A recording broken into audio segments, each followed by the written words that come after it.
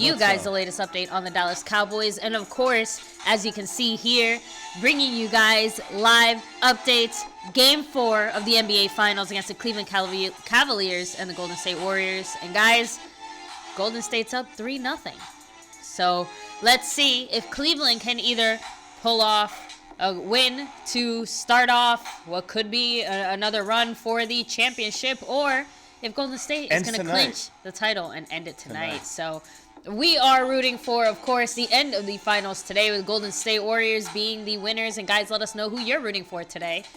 We are going to be touching on some Cowboy news outside around this game, but since the game is just about to start, I want to take right now, guys. I'm going to wait for it to tip off first. After that, we're going to go ahead and catch up. But guys, hit the like button, sub it up if you're new, and of course, hit that notification bell so you don't miss when we're live. We're here every single day, bringing you guys the update on the Dallas Cowboys. We got Caballero 1152, Saint Darren, Vampire Prince. There we go, guys. Tip-off is now. Gone. There you go.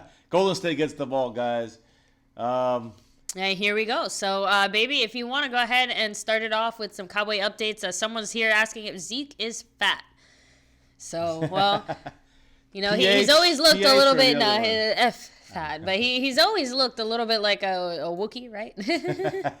Wookiee or those little dwarfs. I don't know, guys. I'm not up on Star Wars, so. Ewok. That's it. Ewok. There we go. Yes. So, John Lindsay, thank you for joining us here. Golden State all the way. So, Vampire Prince wants to move to Japan. Well, Best of luck, Cowboys man. Abroad. Yes, Check Cowboys him Abroad out. is all the way in Japan. So, guys, he is actually rocking out as our donation weekly winner. Yes, Yumi. Yumi, Mrs. Yes. Cowboys Abroad, the lovely Mrs. Cowboys Abroad. Thank you so much. And guys, also, right now, Stream our Boss current too. Stream Boss as well, and our current weekly donation winner is Dallas Fan. Dallas Fan, thank you for rocking it out. Okay, we don't like to say winner because Oh he's yeah, just the current leader. Sorry. Yes. So Let me fix the score, Julian guys. Smith It's said 2-0. LeBron James is a Dallas Cowboy fan and heading to San Antonio with the Spurs.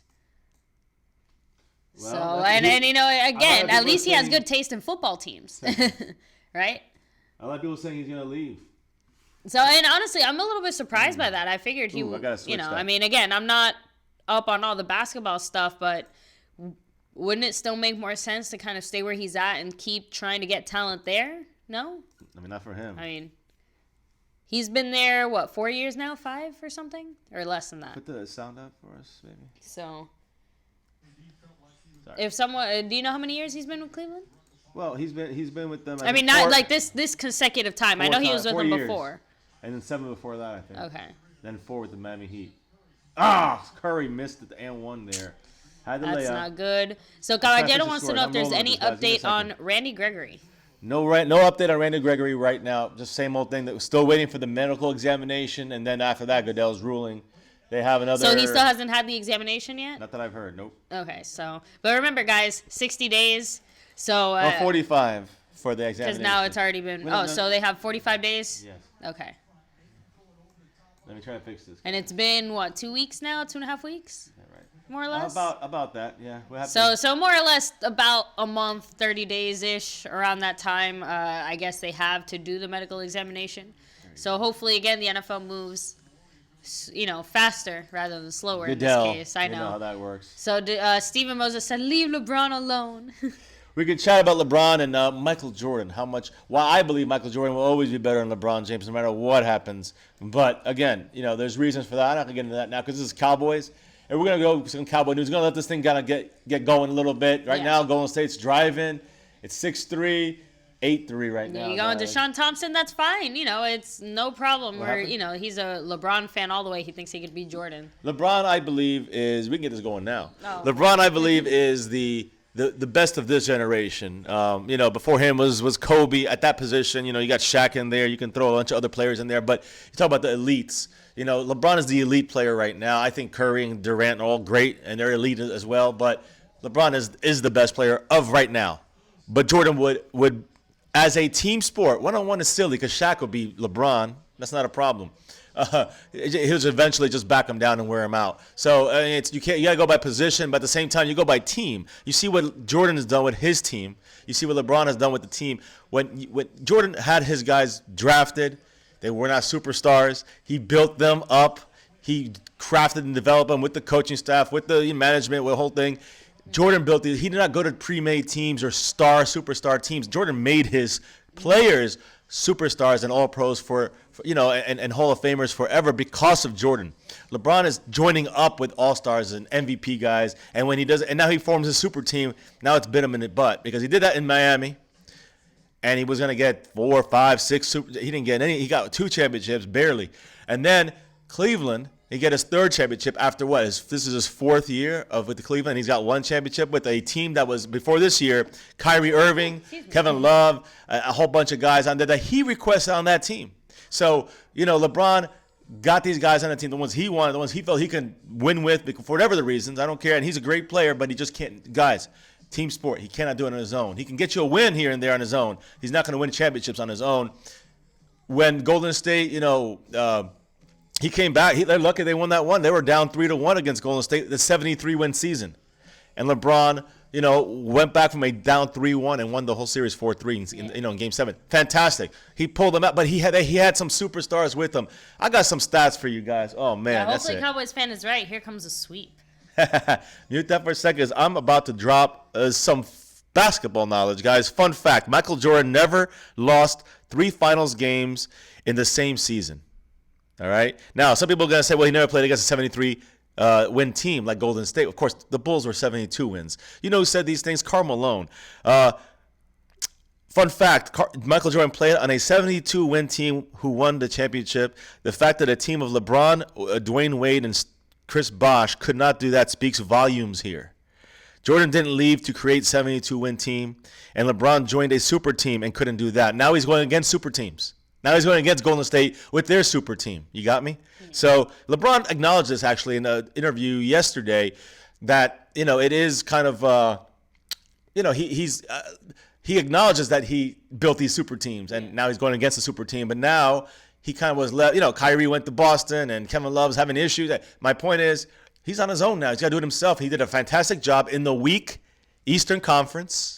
Compared to the West, guys, there's no contest. And you go back to the Jordan years, let's not even talk about it, guys. Not only was the whole NBA tougher, all right, but also the West was tough, but the East was the real place to be the beast, basically, guys, because in the Eastern Conference, you can go through the list. It never ends. I mean, you got Reggie Miller. You got from the Indiana Pacers and the team they had. You got New York Knicks with Ewing and the whole crew they had there. The Bulls had to get through them year after year after year with Jordan leading the way with guys that were drafted, not superstars stockpiled onto a team per LeBron. So Jordan had to fight through Detroit Pistons and Lambeer, Bad Boys, Rodman, Dumars, the whole crew, Curry, that whole Vinny Curry, the whole group of guys from the Piston era there. So all these guys they have to beat. These are even the Cleveland Cavaliers with Elo and Mark Price. They weren't that good, but they were even better than most of the teams right now in the Eastern Conference. That team, Larry Nance, Sr. So you're looking at that. You look at Boston Celtics when they had Larry Bird and the Chief, Robert Parrish and Kevin McHale. They had the whole group. Said, the Celtics had a super team with Allen, Pierce, and Garnett. And then Vampire Prince said, my Dallas Mavericks beat LeBron James in the finals in 2011. When he was with the Cleveland Cavaliers, that was what broke him. See, every time he breaks, right? So he got his team in 7 years, got him to the championship in Cleveland, and got swept by the Mavericks. So you got to give him credit for doing that, but now it changed. Now he left. He ran to Miami, and assembled his team. Won once or twice out of 4 years there. That's not that great when you have a superstar team. And then he goes to Cleveland, back home, repair all that lost love for him, and then make sure they got Kyrie already, but they stockpiled players again that wanted to try, a superstar type team. Kevin Love and all these other guys that were superstars, all pros. What are we gonna call it? I'll read your list in a minute, guys, of the lists that the guys that LeBron played with who were all pros, and the guys that Jordan played with who were all pros. Guys that were put on the team, the guys that were created and put on that team, developed. Wow, what a shot! Woo, that's a 3-pointer. Curry. Already start with those 3-pointers. So guys, the score is currently 13-3 Golden State. Yep. With 8 minutes and 35 seconds left in the game. And third time's a charm. Took 3 Cleveland players to get that in there. So what is it, 5 now? 13-5? 13-5. Let's see. I'm not sure if it's So, and guys, once again, if you are here watching, make sure to hit like on the stream. It's one of the best ways you guys can help us out. Sub it up if you're new. We're here every day, not just only giving you the update on the Dallas Cowboys, but doing other things like this as well. We have Montana in the house. Man, they didn't call a foul there. He got hit. Montana said MCF, stop justifying Jordan. I don't have to. Jordan's just over justifying on his own.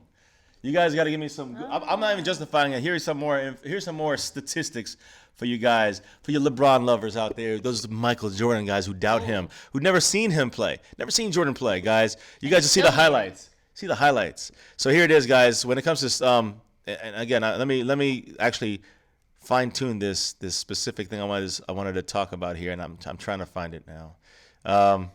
Oh man, guys, and I don't know if any of you guys just saw that replay where Curry still made the shot, but he got hit pretty hard on the head with that guy's arm. Wow.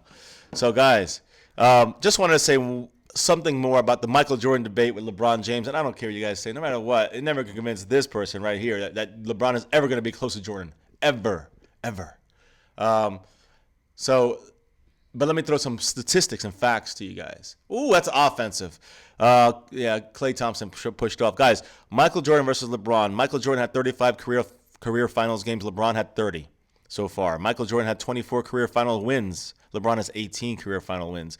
Michael Jordan 4 times had an all-star teammate in a year he made the finals for Jordan. So 4 times Jordan had at least an all-star teammate. 12 times LeBron James has had an all-star teammate in a year that he made the finals. Pippen, if you remember, guys, Scottie Pippen was an all-star 4 out of the 6 years that Michael Jordan won the championships. There wasn't anybody else on that team who made it during those years. LeBron had Dwayne Wade, Chris Bosh, all 4 years in Miami. He had Kyrie Irving in 2014 and 15. He had Kevin Love in 2017 and 18. Both Kyrie Irving and Love in 2016 to 17. So Michael Jordan, that equals Michael Jordan still dominating. And again, competition, even worse in the East. Not even a comparison from this era's Eastern Conference and the Jordan era Eastern Conference. Not even a comparison. Wow. LeBron is also 11-16 versus not the Golden State Warriors. So taking Golden State out, he's still only 11-16. He has a losing finals record in 4 appearances with 2 other Hall of Famers. Michael Jordan was 24-11 in his 6 trips to the finals. Just saying, he's undefeated too. 6-0. We have Art 87 in the house. Art, thank you for joining us. Let him know where to find you, guys. Go check out Buy Arts Fashions. If you haven't already got your Arts Fashions, you're missing out. Cheap, affordable, comfortable, awesome. Go check it out, guys. Yes. So he also said, "Let's go Cavs." I believe in LeBron. So right now, again, score is 13-8. I'm gonna fix that in a minute, guys. Sorry about the delay again. No, sorry. While Fiance was reading the news, there, 3-pointer. Cavs got fouled, and Andre Iguodala, not the 3-point shooter you really want out there consistently shooting 3-pointers. And we have there goes 11, Cleveland. Right? Yep. A 3-pointer by Cleveland. Kevin Love. There you go, guys. See. 6 minutes and 37 seconds left. I'm sure I'll be addressing. Yeah, it's gonna call timeout. 6:37. Listen. Cowboy fans makes a great point. Not to mention, you can't even play defense nowadays. When Jordan played, it was pretty much street ball. Correct. But here's the thing. I know what you're saying, and that's the thing is that back then I know they had different kind of rules for the zone and all that stuff. But guys, the way that it worked with Jordan was that it was harder for a perimeter player to score in those years. The defense was a lot more, as you say there. It was just a harder game. They would slam you to the ground. They didn't call, little touch fouls as often. Jordan had to earn every point. He had to grind his way to the top. It's not like, LeBron who did, again, because I'm saying doesn't mean LeBron is not a great player. I want people to understand I still respect LeBron for his abilities and his game, the way he plays is just unbelievable. But when you compare him to the elites, I'm sorry, he does not fly up there, even with guys like Magic Johnson, even with guys like Larry Bird, because even though they had a lot of great players, they were developed by the stars of the team. And out of all of them, honestly, Jordan had the hardest time. He had to start without being like really. He was in the number 1 pick. He was 2 guys were drafted in front of him, Patrick Ewing and I think Sam Bowie, if I'm recalling correctly. And out of those situations there, none of these guys. I mean, Ewing was an automatic, unbelievable player, and it was known. Jordan, they knew he was a great player. They never knew he'd be what he was going to be.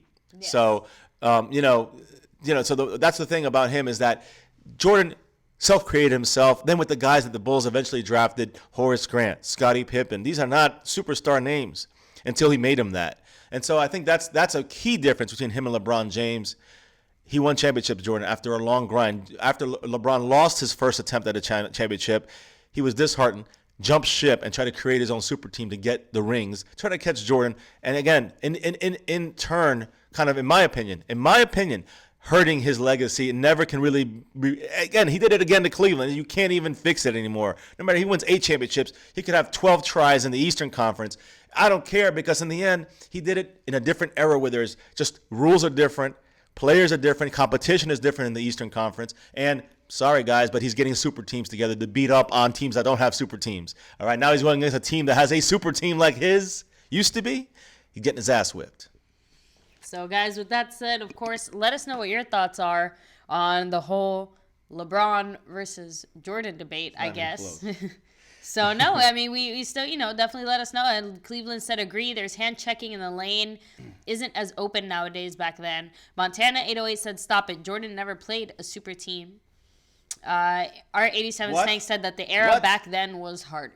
Yeah. So. Now, guys, listen. He played against the likes of Karl Malone, John Stockton. Who are those guys? Those are legends forever. All right. And that team around them, they were good too. Don't forget, that was 2 years they played. And they also played the Seattle Supersonics when they had Sean Kemp, Gary Payton, that left Schrempf. These are superstars forever. Infamy. I know you guys hadn't heard of these guys too much. Check your history, guys, you young guys.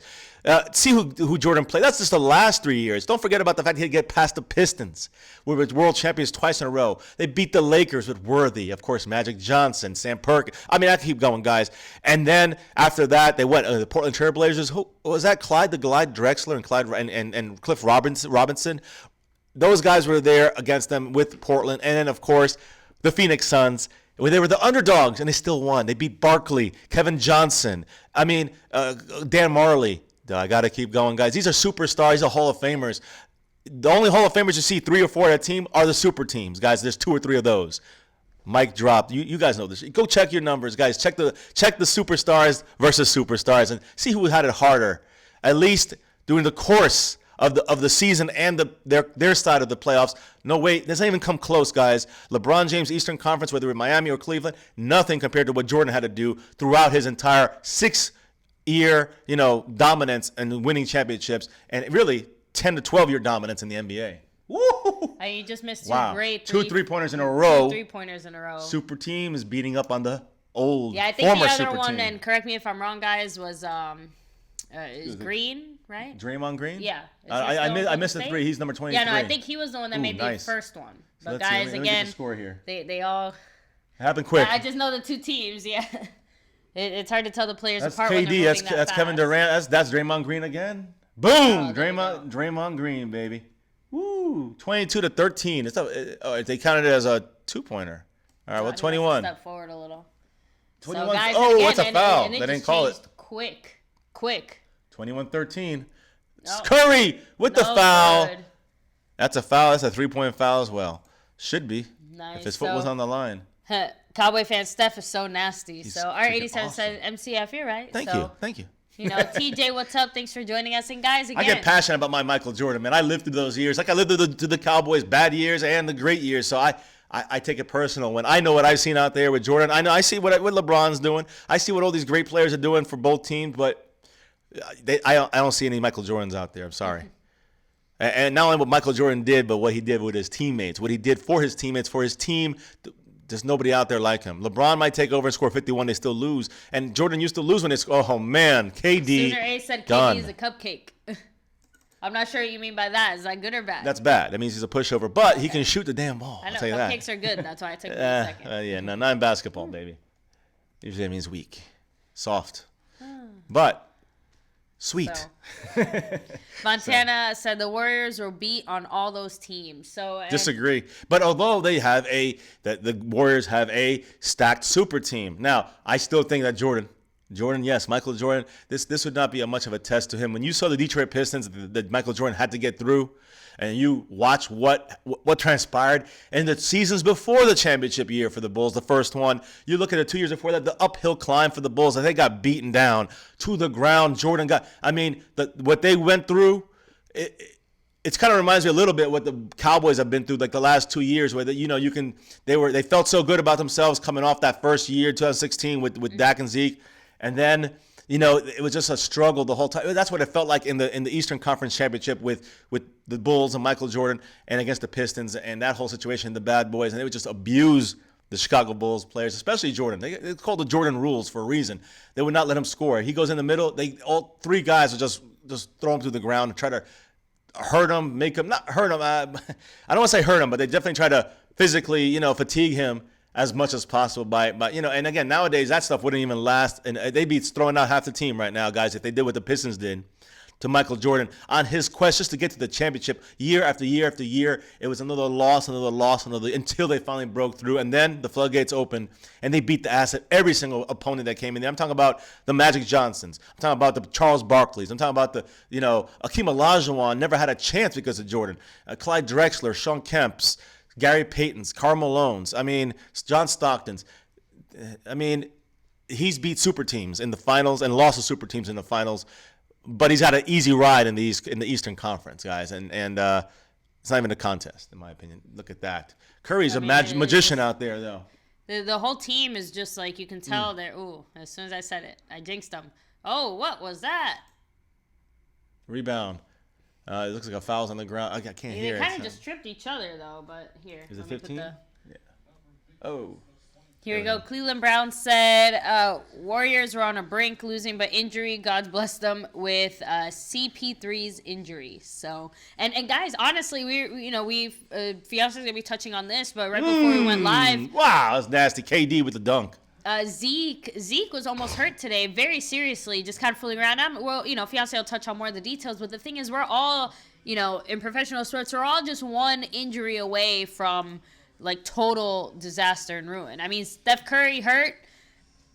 Golden State is going to suffer a lot. Zeke gets hurt. Dak gets hurt. Oh, Tyrese Smith nice gets pass hurt. by LeBron there. We see what happens. Damn, see? Anyway. When LeBron passes the ball and does things like that, his guy's got to hit the shot, but he's got to learn that a little better to be a more, I guess, a lift and rise his teammates rather than his own stats. Let's put it that way. Nice steal by Cleveland. Yep, no good there. So CXF, thanks for joining us here. What's up? Warriors are winning this tonight, he says. We'll see.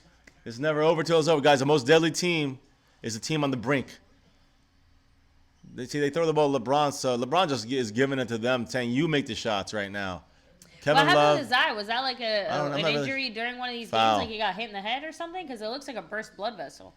That's a good question. I don't know, guys. If you know what happened to LeBron's eye, let us know, because it's kind of freaky looking. By the way, if you see the leaderboard, you said Dallas fam, also Manuel Corona up there. Thank you guys for this week. It was a tough week to go live because we had family in town. We were very busy, but we went live for the Madden streams. Thanks for sticking it out with us. As always, hit that like button for the stream. It helps us out greatly. Hit subscribe if you're new. Hit the notification bell, and of course, follow us on Twitter. My Cowboys family, guys. That's right. No Dak Ninja, thank you for joining us here. You said American Ninja Warrior is the next big thing. So, I don't know if it's the next big thing. It's definitely becoming more popular. It'll be interesting to see how it catches on. So, Cowboy fan, LBJ has to take over if he wants to win. So, and he can't do. I don't think he's gonna be able to do it the next 4 games in a row. It's not gonna happen. I don't know. I hate to sound like kind of cheesy or corny, but he just hasn't seemed like himself. These. I think after that first game, I think it really hurt. But yeah, he was right what he said yesterday in his press conference that they could have had 2 of these 3 games. Maybe. Oof. Durant missed. At the end of the day, LeBron's only one guy. He might be, one of those most important guys, but he's still only one guy. There's a whole team around him that has to do their job too and pick up the slack when one of your teammates or something isn't performing. He got poked in the eye by Draymond Green. So there you go. Thank you for that update, Brian. So I figured it was some kind of a injury or something. It just looks bad. Just a couple things here real quick, guys, that I said already about my Jordan little rant there. We'll probably touch on that a little later. I just want to say about the last game they played. Listen to this. LeBron James has won only about 30% of his NBA Finals appearances. That's not very good. That's pretty weak. He's 29th. This is his 29th. Last game was his 29th loss in the NBA Finals, the second most all time for LeBron James. Yeah, he's been there a lot, but he should win more than that, right? If he's one of the greatest of all time, which he is. He should be. I think his numbers should be higher as far as being a champion, which is really the only number that counts in the end.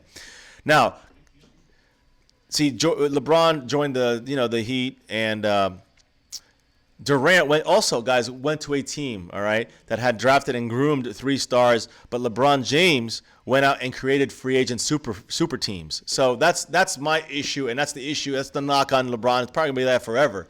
That stain is gonna stay on him forever. But Durant went to a team that had already groomed their own players on their own. It wasn't like they went out and bought their team. Big 3-pointer there. So that's one difference between LeBron and Durant, although I do also think that Durant kind of, joined into a team that had a team already created for championships. So, he was the last piece. There's LeBron, nice move. 29-21, I got to fix the score here. Give me a second, guys. It's almost the end of the first quarter. LeBron's getting 2 free throws here. Bron. That was Nick Young, man. Hit a nice big 3. Now, the last game, if you remember, Kevin Durant, he made more 30-foot threes that game. That was 4 of them. He made 43 pointers from the 30-foot, from 30 feet away. More than any team has made in a game in the last 20 postseasons. That's just him on his own? Just him from 30-foot 3-pointers, which 30 foot like where he was stopped. Yeah. He stood at the beginning of that. So that's a crazy stat. But the 30 or more, 30-foot or more, shots that he made, and it was 4 of them. That's more than the last 20 postseasons, the last 20 years of playoff basketball. That's crazy. And just a little tidbit here about Donald Trump and the NBA. We were talking about the Eagles and not going to the White House. Looks like both Stephen Curry and LeBron James both agreed that whichever team wins, they're not going to go to the White House. So you got to give them. You got to understand that that's their choice, and both teams, and both superstars, both teams agreed to this already, and the coaches are backing it. The NBA commissioner's backing it. So sorry, Trump. You were going to say something? So I just think it's funny that after both of them had already publicly said we're not going to the White House. After that, that's when President Trump said, "Oh, by the way, we're not inviting them to the White House." It's like saying who the winners of this? Yeah. So after he already made those comments after it had already it's kind of been public knowledge that they had both made those comments. So I just think it's a little funny that the president did that in reaction to that, especially with the news after all this whole Eagles thing where, so there's several reports. Some were saying less than 10 players, some people less than 5. Some people were saying only 2 players from the Eagles team were even going to go. And, so from all of those different reports, it's crazy to think. Unstoppable when he does that. Nobody's around him, man, on a fast break. But Oh no! I'll just be curious to see how other sports as well, deal with this too. We've seen football react, we've seen basketball react. How will baseball react? How will I guess hockey? I don't know. No, hockey just ended. I don't think hockey. Yeah. So do hockey players go? Hockey and baseball has been pretty, protest free. Well, also you got to look at the demographics. Oh, come on! Wow, the referee literally knocked the ball off of him to keep it in bounds. They called it out, but I don't even know what that's not really fair because he had a chance to catch that ball. I don't know. He looks a little kerfuffled there, that ref. Let's see it again. Right there, it hit the ref and it stayed in bounds. I don't know about that one. Look, it was a genuine accident by the ref, obviously, but yeah. I guess So what do they normally do there? Would they just call it out and then? If his foot's touching out of bounds and the ball's out, it's kind of like the NFL rule. I don't think he touched him when he was out of bounds. The ref should have still stayed in. The ref was interference but they gave it back, yeah. Ooh, nice block. And 3 misses by Cleveland in a row. And they still got it back. And that's 4 rebounds. I'm Another surprised shot. that wasn't. Kyle Korver. And no good, and they got it again. Love again. Missed again. Wow. Guys, those 5 misses by the damn Cleveland Cavaliers. That's ugly. They're booing him. You can't not score there. Curry's double teamed. He's about 30 feet away. He's going to take it. Well, he's only got a second left and nothing to lose. That was almost magic there. All right, guys. So we end the first quarter 34-25. Golden State Warriors are up. Our 87 Stag said NHL white people. Yeah, they're going to go to the White House. So I'm just saying, I'm honestly not up and up on what sports, what championships, get to go to the White House. But guys, all of them do. Before we keep rolling, hit the like button, sub it up, hit that notification bell, all that good stuff. So now comes some football news, Dallas Cowboys style, guys. So let me get right into this here. We're about 30 minutes into this. I'm going to repeat one of the things that we had yesterday, which is about Rico Gathers, what he said. He said, quote, "I'm trying to be the best version of myself because I know I'm the very best. Because I know if I'm the best version of myself, I can help this team win. Rico, we're counting on you. We hope so." I should re-say we're not counting on you, but we're hoping that you come through. We're all Team Rico. Yes. Just make it happen. Just stop the talking and let's get it going. And hey, got to get the pads on. I haven't started that yet. Speaking of, I'm going to just fly through this as fast as possible, guys. But T.O., well, you know what? I'm going to wait on T.O. for a second. I want to talk about right and left tackles in the NFL on offensive line, guys. La'el Collins playing our right side, and he's manhandling Dorrance Armstrong. We've been hearing the stories about that. But the thing here that I wanted to mention, I've been thinking about that because think about where DeMarcus Lawrence plays. He plays on the left end, right? So the left end, which is the offense's right side, That would be the right tackle. Correct. So now the importance of the left tackle is that usually that's the blind side of a right-handed quarterback. So that's why you have to have a great left tackle as well. But you don't necessarily you're not going against the toughest rushers in the league. Usually they come in from the right side on the offense. So that's a lot on La'el Collins. He went up against Von Miller, got a little the second game of his life playing right tackle. So he got a little bit destroyed there. But then you look at who else he went up against as the year progressed, and he went up against guys like Justin Houston from the Kansas City Chiefs. What's his name from the Falcons? I forgot his name. So I'm bad with names, but again, guys, we went up against some highly rated defense. Khalid Mack, we went up against him. We went up against. I mean, look. The NFC East has they're filled with good Zach Brown. They build a lot of good linebackers. So my point is that the linebackers that went in there and blitzed on them, guys that were defensive ends in a 4-3 that came in and he had to deal with them on the right side, and he kept them on the stat sheet. Off the stat sheet on defense. That's all La'el Collins. So I just wanted to bring that up. Most of the best defensive ends are playing on the offense's right side, not the blind side, but the right side, which means the right tackle is extremely important. We had Colombo, we had what's his name that left us, that retired, Doug Free. Oh. Now we have La'el Collins, who seems to be, if not as good, just maybe better than all those other ones we had. So the right side of the offensive line is where the better defensive rusher usually is coming from. The left side is very important. Of course, you need to have two great tackles. They're both important, just, again, different reasons, different pressures coming in. That's all. Willie Anderson, who was at camp and helping the offensive line with Paul Alexander and all that stuff the first couple of weeks, he posted about that, and he said that this has been the case since the early to mid-2000s, that the right side has become almost just as important as the left tackle. He said that nobody wanted to listen at the time. They wanted to believe the old 1980s narrative, LT, guys, Lawrence Taylor, because he always does this in basically a 3-4, but he was a stand-up linebacker that was an end, basically, and he always played over the left tackle. So that whole thing, that stigma kind of grew with that because he would come from the blind side of quarterbacks and just eat them up from the blind side. That was his MO, that was his move.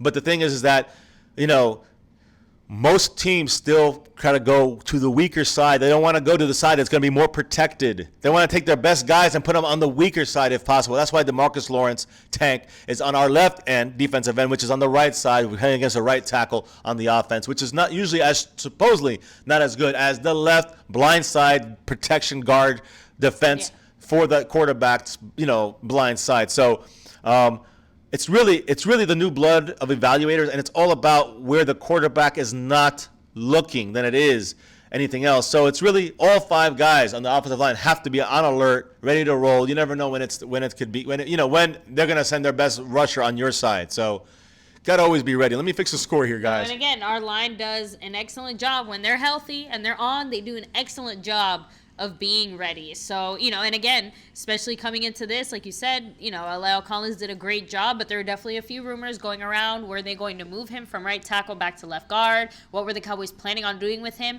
He's staying at right tackle. He did great. He's going to keep doing great. And I personally am looking forward to, I don't know if the Cowboys, ever practice, their defense against their offense. And as far as a more serious full-on practice, I would love to see Tank up against La'el Collins, or just to hear how that matchup Well, they do it all goes. the time.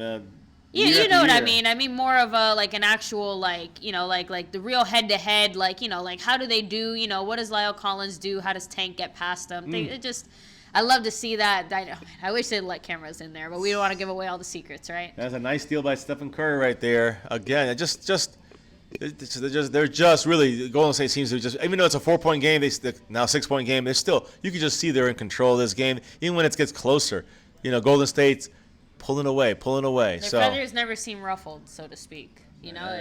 I don't know. It just, you can feel, and I know the pressure is on Cleveland. Everyone knows the pressure is on Cleveland, but the thing is, they're missing layups. Cleveland's missing layup after layup after layup. I mean, yeah, maybe they'll get better as the game goes on. How did they make it to the finals? Man, because the Eastern Conference is weak.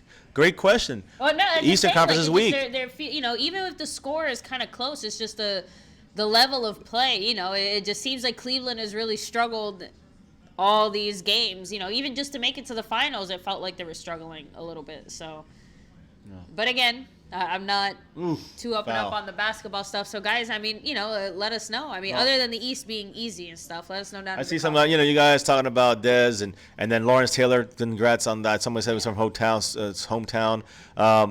But I wanted to say, like Montana says here, that Khalil Mack and Von Miller are overrated. I disagree with you on as far as both those guys, but I do think that maybe, look, Von Miller really took us to school. There's LeBron doing his thing, man. Just great play, 3-point play possibility by that back down foul / layup. So it's 32-36. Fiance's out on the in the chat as well, guys. So hit the comments that I can't hit. I mean, I want to make sure I continue with this Cowboy news because this is about the Dallas Cowboys, guys. First and foremost, even though we're tracking the game, we're watching the game. We're seeing LeBron shoot this free throw here, probably make it a 3-point game, which he does. Yeah, TJ went back, said the Celtics should have beaten the Cavs. We say they should have. LeBron willed it. You know what I'm saying? And that's why he's great. That's why he's one of the greatest of all time. But that's why. But that's also why he's never going to be the greatest of all time, because he gets too many easy matchups against teams that he should not only beat, dominate. They almost got knocked out in the first round against the Pacers. A 2 versus a 7, they almost got knocked out, sent home. They went through the full five games. I'm just saying, guys. It's not superstar-like. Jordan would just sweep the teams. Every freaking time, first round, no problem, sweep.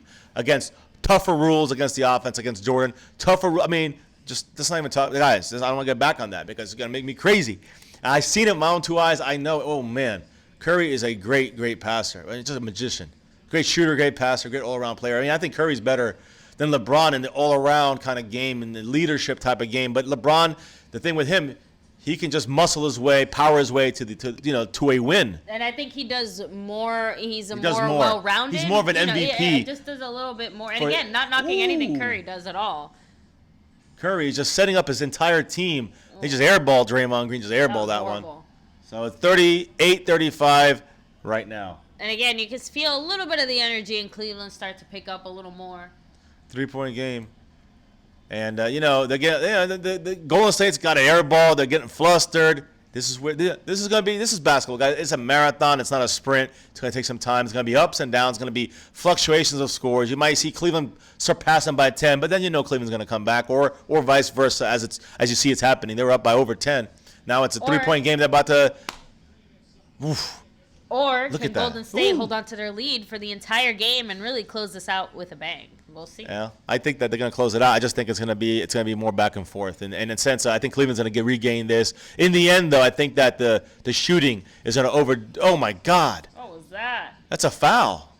Thank you. Oh, LeBron got his eye poked or his neck. Yeah, his eye again. That was an accidental thing there because they were swiping at the ball. And he pulled his hand out and it hit him in the eye, in the face. It looks all right, but, man. But it just, again, it's probably very sensitive. Let's see.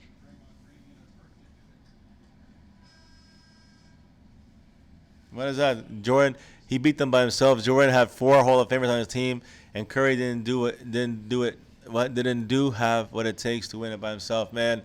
And neither does LeBron James. Yeah, it looks like the ball/hand kind of just hit him in that spot, and it's just sensitive area. I'm going to say this one more time. Again, Jordan did not buy his team. He did not have his owners buy his team. He didn't join a team that had great superstars. He had guys that were rookies drafted after he was there, guys that he had to just learn to work with or and deal with it, whether you liked them or not. It wasn't LeBron James, putting together, constructing his own team. Imagine if Jordan had that ability, guys. Imagine Jordan with Isaiah Thomas as the point guard, and you got Barkley as a small forward. We're gonna go with Carmelo as the power. Let's go again in the 90s. So we got Shaq at center. Hey, let's go. I guarantee you that super team beats all these super teams. All of them gone. Peace out. See you later. That's the way it's gonna go. Nobody will beat anybody. Nobody will beat that team. Good. Still can't. But they got that rebound. Cleveland must be winning on rebounds right now. Another miss by that's a foul by That's a 3-point foul right there. No, I mean Klay Thompson. They're getting every rebound, but they'll get it 7 times. They can't score, and then that's it. And eventually, Golden State gets it. So, yeah, I keep getting off my game here. There's a lot of stuff going on here in this game and watching this, guys. No temptation at all whatsoever at Cleveland Brown. I'm happy with a regular water gun. You saw those, right? So yeah. So, just guys, if you didn't already check it out, some very interesting water pistols, water guns. I want to make sure Montana and I are having a little eye to eye here. But no, listen, I give LeBron his credit. He did it on his own pretty much this year, not last year, not the year before. He did it, okay, maybe last year, but not the first 2 years in Cleveland. So he's had his stacked team all but 2 years, and he's never won it when it's not been stacked. That's what I'm saying. With Jordan, sorry, man. I know enough in Jordan. That's what I'm trying to say, but I'm just trying to say the Eastern Conference is no competition. Jordan made it through the toughest of the tough in the Eastern Conference when he played, and there's nobody that tough in the Eastern Conference, and I think everybody out there can agree. Everybody. I think everybody's ready to move on from the Jordan topic. Hey, just gotta, we're watching basketball. It's gonna be some Jordan topics here. Golden State's watching this game in Golden State right now, and they're in their arena. As you can see now, it's now a 1-point game. Let me fix that score. 38-37, Golden State still up with 7 minutes, 30 seconds left in the second quarter. What's up, Joe Traff, man? He's from the Howard Stern channel. I'm on Jim Hernan. Man, much love to you, man. Cowboy fan for life. DCF. Yeah, DC4F. Thank you for joining us. Agreed. How is not that a foul? Oh, my God. Curry got, knocked to the ground. Come on, guys. That's a foul. Oh, wow. Dunk by LeBron. So those homegrown refs, right? I'm kidding, guys. I'm joking. So, no, that was a fantastic move there by LeBron. Cleveland Brown said, I give LeBron credit for taking this team to the finals. Having said that, the East is a cakewalk for him. Number 1 seed, the Raptors, just laid down for LeBron. So, it was an easier. You can't really have an easier road than that. For the similar. Definitely the NFC is tougher than AFC right now. So I do want to make a mention about what happened today, guys. There was a baseball game, a charity game, I think, for Dirk Nowitzki from the Dallas Mavericks. We're talking about basketball. He has a charity event right now. It's called Hero Celebrity Game. He's raising money. Ezekiel Elliott singles in his first at bat. We know when they were up at bat. Dak Prescott had leads off. And he led off the game with a double, Dak Prescott. So, playing well, but then the scare happened, guys. And I don't know if you guys will hear more about this tomorrow, but Zeke ran down a foul ball. And he caught it. Great job. But while he was trying to catch it, diving or wherever, running the ball to get to the foul, outside of the foul line to grab the foul ball in the air before it hit to try to make the out, and he caught it. He almost snapped his leg in half. Disaster was narrowly avoided, guys. That scares the crap out of me. That's the last thing that could ever happen. I'm reading it, so maybe I'm getting that bad luck out. It didn't happen, so there, it's done. But man, can you imagine if he gets hurt in some charity game trying to catch a foul ball? And that would be that would derail the season, guys, in a major way. So just want to say, I don't know if they're messing around. I didn't actually see the video of this. I just read the report. He's okay. He went back in the game. He's playing, whatever. But, man, it could have been scary. A lot worse.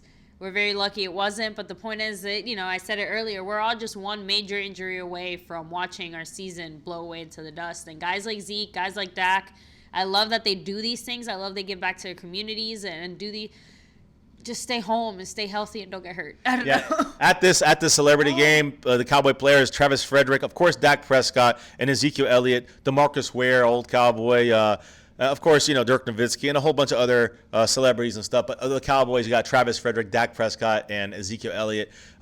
Averting disaster with the Ezekiel Elliott foul ball catch. Great job, Zeke, but don't let the damn ball go. It's just a charity game for fun. Don't snap your leg. We need your knee, your leg, your whole entire body fully ready to go. Yes, somebody asked earlier, is he still chubby or fat, whatever. He is. I don't know if he's chubby or fat, but he's going to be ready to go. Trust me on this, guys. He's been a big boy, so to speak. Yeah.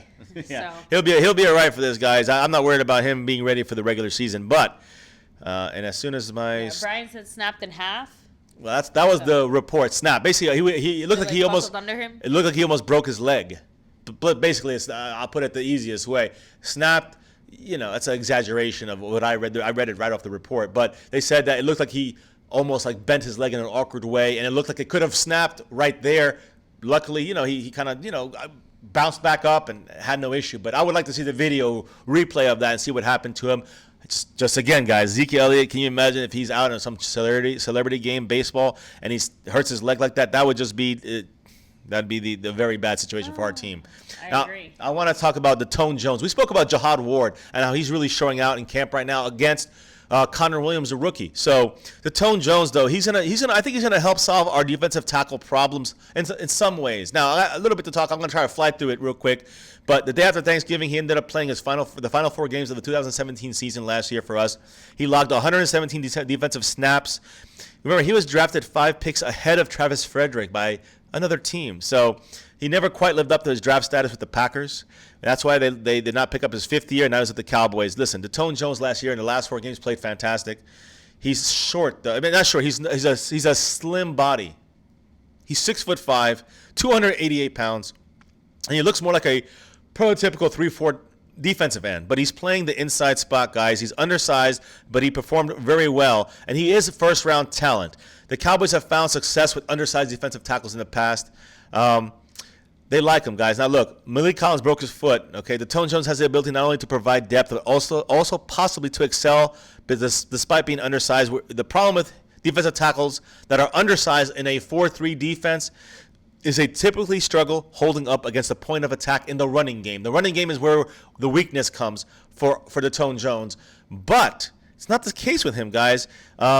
He proved that last year, a lot of video, and I watched some of this video with him, DeTone Jones, he proved that he can handle himself, even being lighter than most other players at that position to stop the run. His quickness and his ability to get in there, his slither ability is incredible to really break up and impact the backfield in the running game, and the passing game too, but mainly the running game. Actually, we were surprised about this. He gets the best of the centers. Sometimes he pushes them sometimes back into the backfield. He does this from a one technique position. One technique, that's Malik Collins. That's what we need. So this is where we have failed to upgrade this year. So that's another. We have Brian Price, but we also have Jihad Ward, who's undersized but can get the job done in there. He also, again, against the Eagles, was limited to a one technique situation, but he put the center on skates. He had him moving around out of his position. He doesn't make the tackle on some of these plays, but he's causing the running back to slow down, to stop, to change direction, while giving somebody else a chance to make the stop. These are important, qualities for a one technique defensive tackle run stopper. So, the fact that he can bring this to the offensive line, he's already 3 yards in the backfield. He reminds me a little bit of Stephen Paya in a way, except not height-wise, because height-wise he's 6'5". But I'm talking about more like the fact that he's not made for that position, but he's somehow fast enough to make a difference in that position. So, again, he's playing against the run in most of these video clips that I watch, but he's also doing great against pass situations. Situational pass situations, guys. He can rush the passer still, but usually when the Cowboys go to a nickel defense, you'll see him come in at the one technique in a passing defensive setup, formation. So DeTone Jones does have an uphill battle to not only maybe start or be rotational starter, but to make the team. It's an uphill battle for him, guys, but he has a lot of good film that helps his case where he's at right now. He's doing a great job so far in the OTAs. And, again, it could be a good find. Maybe Jihad Ward as well. I would say these guys are more reliable for depth. But according to some people here, Jihad Ward is looking like he could be a possible starter in case Malik Collins is not ready. And, again, with Brian Price, with DeTone Jones, we have depth as well. So we'll see what happens, guys. I'm watching this game right now as I switch up to avert my eyes for a moment here. And I'm seeing the score is 44 Golden State, Cleveland 43. If you guys are checking in here on the score, let me change that score on our scoreboard here. 44-43. And it's gonna be a close one, guys. Cleveland's not gonna go out without a fight. You know, this is the way it always seems to go, guys. Now, Joel Lanning. This is Dallas Cowboy football news. Who, by the way, is gonna sub up to him. Space Cowboy 17, DJ Crown J's fifth quarter Cowboys YouTube channel, and of course Dallas Cowboy Fan 1980. All five of us plus fiance, so all six of us, all five channels should be hopefully on tomorrow for the round table. You know the time, you know the time of the week, you know the day of the week. It's Saturday, 9:30 to 10 o'clock. We started off, guys, so make sure you join us tomorrow for the round table, the real original round table here on YouTube, on these Cowboy channels. Much love to everybody who participates in this, and to you guys who also are in the chat, just throwing us fantastic questions and great interaction, guys. So Dallas Cowboy football news, he's our guy here, but his guy is Joel Lanning. Now, I did see a report on him. Brian Broda spoke about him because they asked him if he had a chance to see the rookie Joel Lanning. He's an undrafted rookie, guys. To see him play in the Cowboy workouts or practices, and does he make the 53? I think he hardly makes the team, but according to Brian Broda, he says he has seen him. He has not played poorly. He was initially thought that he'd struggle with his movement, but has not been the case with this linebacker. So Joel Lanning has the looks of a practice squad guy. So again, that's at best, I think. Joel Lanning might make the practice squad. That's a special shout out for Dallas Cowboy football news. The score currently is 49 Golden State, 46 Cleveland. Man, this gotta update you guys here. Man, enjoy your wedding, Art. I agree with Cleveland Brown. They got to have a good lead if they really want to, avert disaster here and continue this one more game, one more day, extend their abilities here for, game 5. See, give them a chance. You never know, guys. Oof. This might get testy towards the end, guys. Might get testy. So let's move on to the tight ends. All right, we talked about the tight ends in depth yesterday with the tight end coach. Jeff Swaim is the assumed starter right now as we go into mini camp, as we said this, guys. Rico's gather is, again, he doesn't even know if he's going to be around the Cowboys anymore, according to some of his quotes. We've talked about them, guys. But there's Dalton Schultz, guys, who's been picked up for specifically to be a blocker. And then, of course, Blake Jarwin, guys, and he's the main one I want to talk about in this group. We talked about him yesterday. I did a little more digging on him and to see what he's going to provide for us, guys. I wanted to let you know he's the forgotten man, although I'll say this. Last year, when the moment that he was picked up on our 53, we had to release somebody else. I forgot who it was.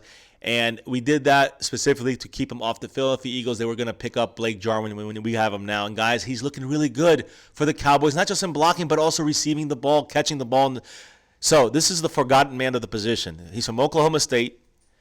And again, based on the OTAs, he's not going to be too much forgotten, I think. According to the Cowboys, Rob Phillips, Blake Jarwin finished off each of the final open OTA practices with touchdown catches from the backup quarterback, Cooper Rush. Phillips also reported that Jarwin has impressed with his ability to separate from defenders downfield and pose a receiving threat thus far in OTAs. So right now, you look about Blake Jarwin, the guy I called last year, not that we're going to start him, just the guy I called that the Cowboys see something in him. Blake Jarwin did fantastic, guys, and he's showing impressive separation from defender ability. That is key to Dak Prescott. That is a key. So Blake Jarwin was signed as an undrafted free agent back in October of 2017, if you remember, guys. He played, he has versatility. He played tight end and fullback, all right? And, he played mainly as a traditional tight end blocking guy, but he definitely became more into the passing game and integrated in that as time went on. But he has underwhelming statistics, and he's never been known as a receiving threat at Oklahoma State. But his route running ability, guys, and his separation and athleticism is what's going to help him separate himself from the rest of the pack here eventually. So I was saying I think Rico's still the guy. We got to wait and see on him. I think Dalton Schultz is the project for the future, a blocking guy in a 3 tight end package at best. Jeff Swaim is probably the initial starter. But then you got this to me. I know Rico's the wild card, but to me, Blake Jarwin can come to life and makes him become a receiving tight end as well. You might see this guy taking over, guys. It's going to be interesting what happens, guys. I think his ceiling has a very high ceiling as a pass catcher over Jeff Swaim. All right.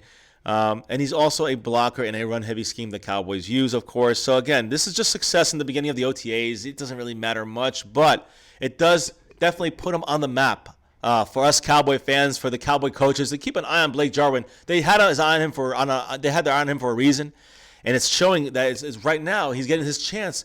These opportunities, guys, the big thing here. Competition opportunities. This is a big thing about OTAs in camp, especially for our Cowboys. That seems to be the mantra of the offseason for our Cowboy team.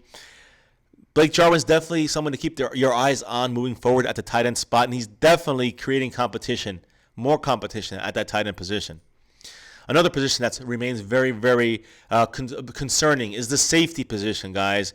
So some people are saying, what are we going to do at safety? Well, we know we moved Byron Jones from free down to corner. We got Xavier Woods playing free, replacing him. We got Jeff Heath on the other side. We got Kevin Frazier. Some people are saying, oh, when we get Earl Thomas, blah, blah, blah. Listen, there's a word now coming out of Cowboys camp, Jeff Heath, who's now like a team captain and starting to become more of a team representative, I guess. He's starting to become the leader to take over the Byron Jones type of coverage guy. If Byron Jones is playing on the outside corner, which I did not think they would do, according to Chris Richard, what the Cowboys are seemingly planning on doing for now, is putting, Awuzie at one corner, and at the other corner, the right corner, Byron Jones. Now, he's playing the outside. He's not playing that inside. He's not playing tight ends, which is his specialty. So who's going to play the tight ends? Not the slot, not Anthony Brown, not the slot, not Jordan Lewis, but the safety who's going to move into the slot, Jeff Heath. And he's going to sit there and play the tight end, or not the slot, but he's going to play over the tight end and play he's going to do the job that Byron Jones had. Now, he has speed, Jeff Heath. You saw that in the Raiders game.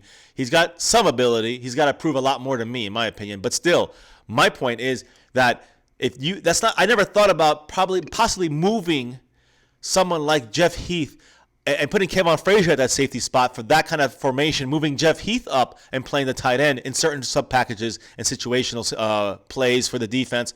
That's a good idea for someone like a Jeff Heath to be able to get not only playing time, but useful and working to his strengths type of playing time. Thank you, Chris Richard. So it's an interesting role for this team. It's definitely an important one. And I think everybody from Brian Brodus and a lot of people from the Star and in the camp are saying that it looks like he's going to be taking it over. He's physical. He's got athleticism. He's got unbelievable speed. He's shut down tight ends like Evan Ingram, Jordan Reed, and Zach Ertz. He's played very well against these guys. And again, I'm talking about Byron Jones. Jeff Heath taking over should not be much of an issue since he's pretty much similar to Byron Jones and the way that Byron Jones is as far as physical, as far as, speed, strength, all that stuff, guys. So I got to fix the score. I know. It's 247 for the half. But definitely an intriguing player, guys. He can play special teams. He does. He can kick if he needs to in special teams. He plays backup safety, starting safety. Now he may be playing tight end coverage guy. So it's going to be interesting, guys, to see what happens. Obviously, he saved the season for us for one extra week against the Raiders last year. He's got the most interceptions on the team, I think.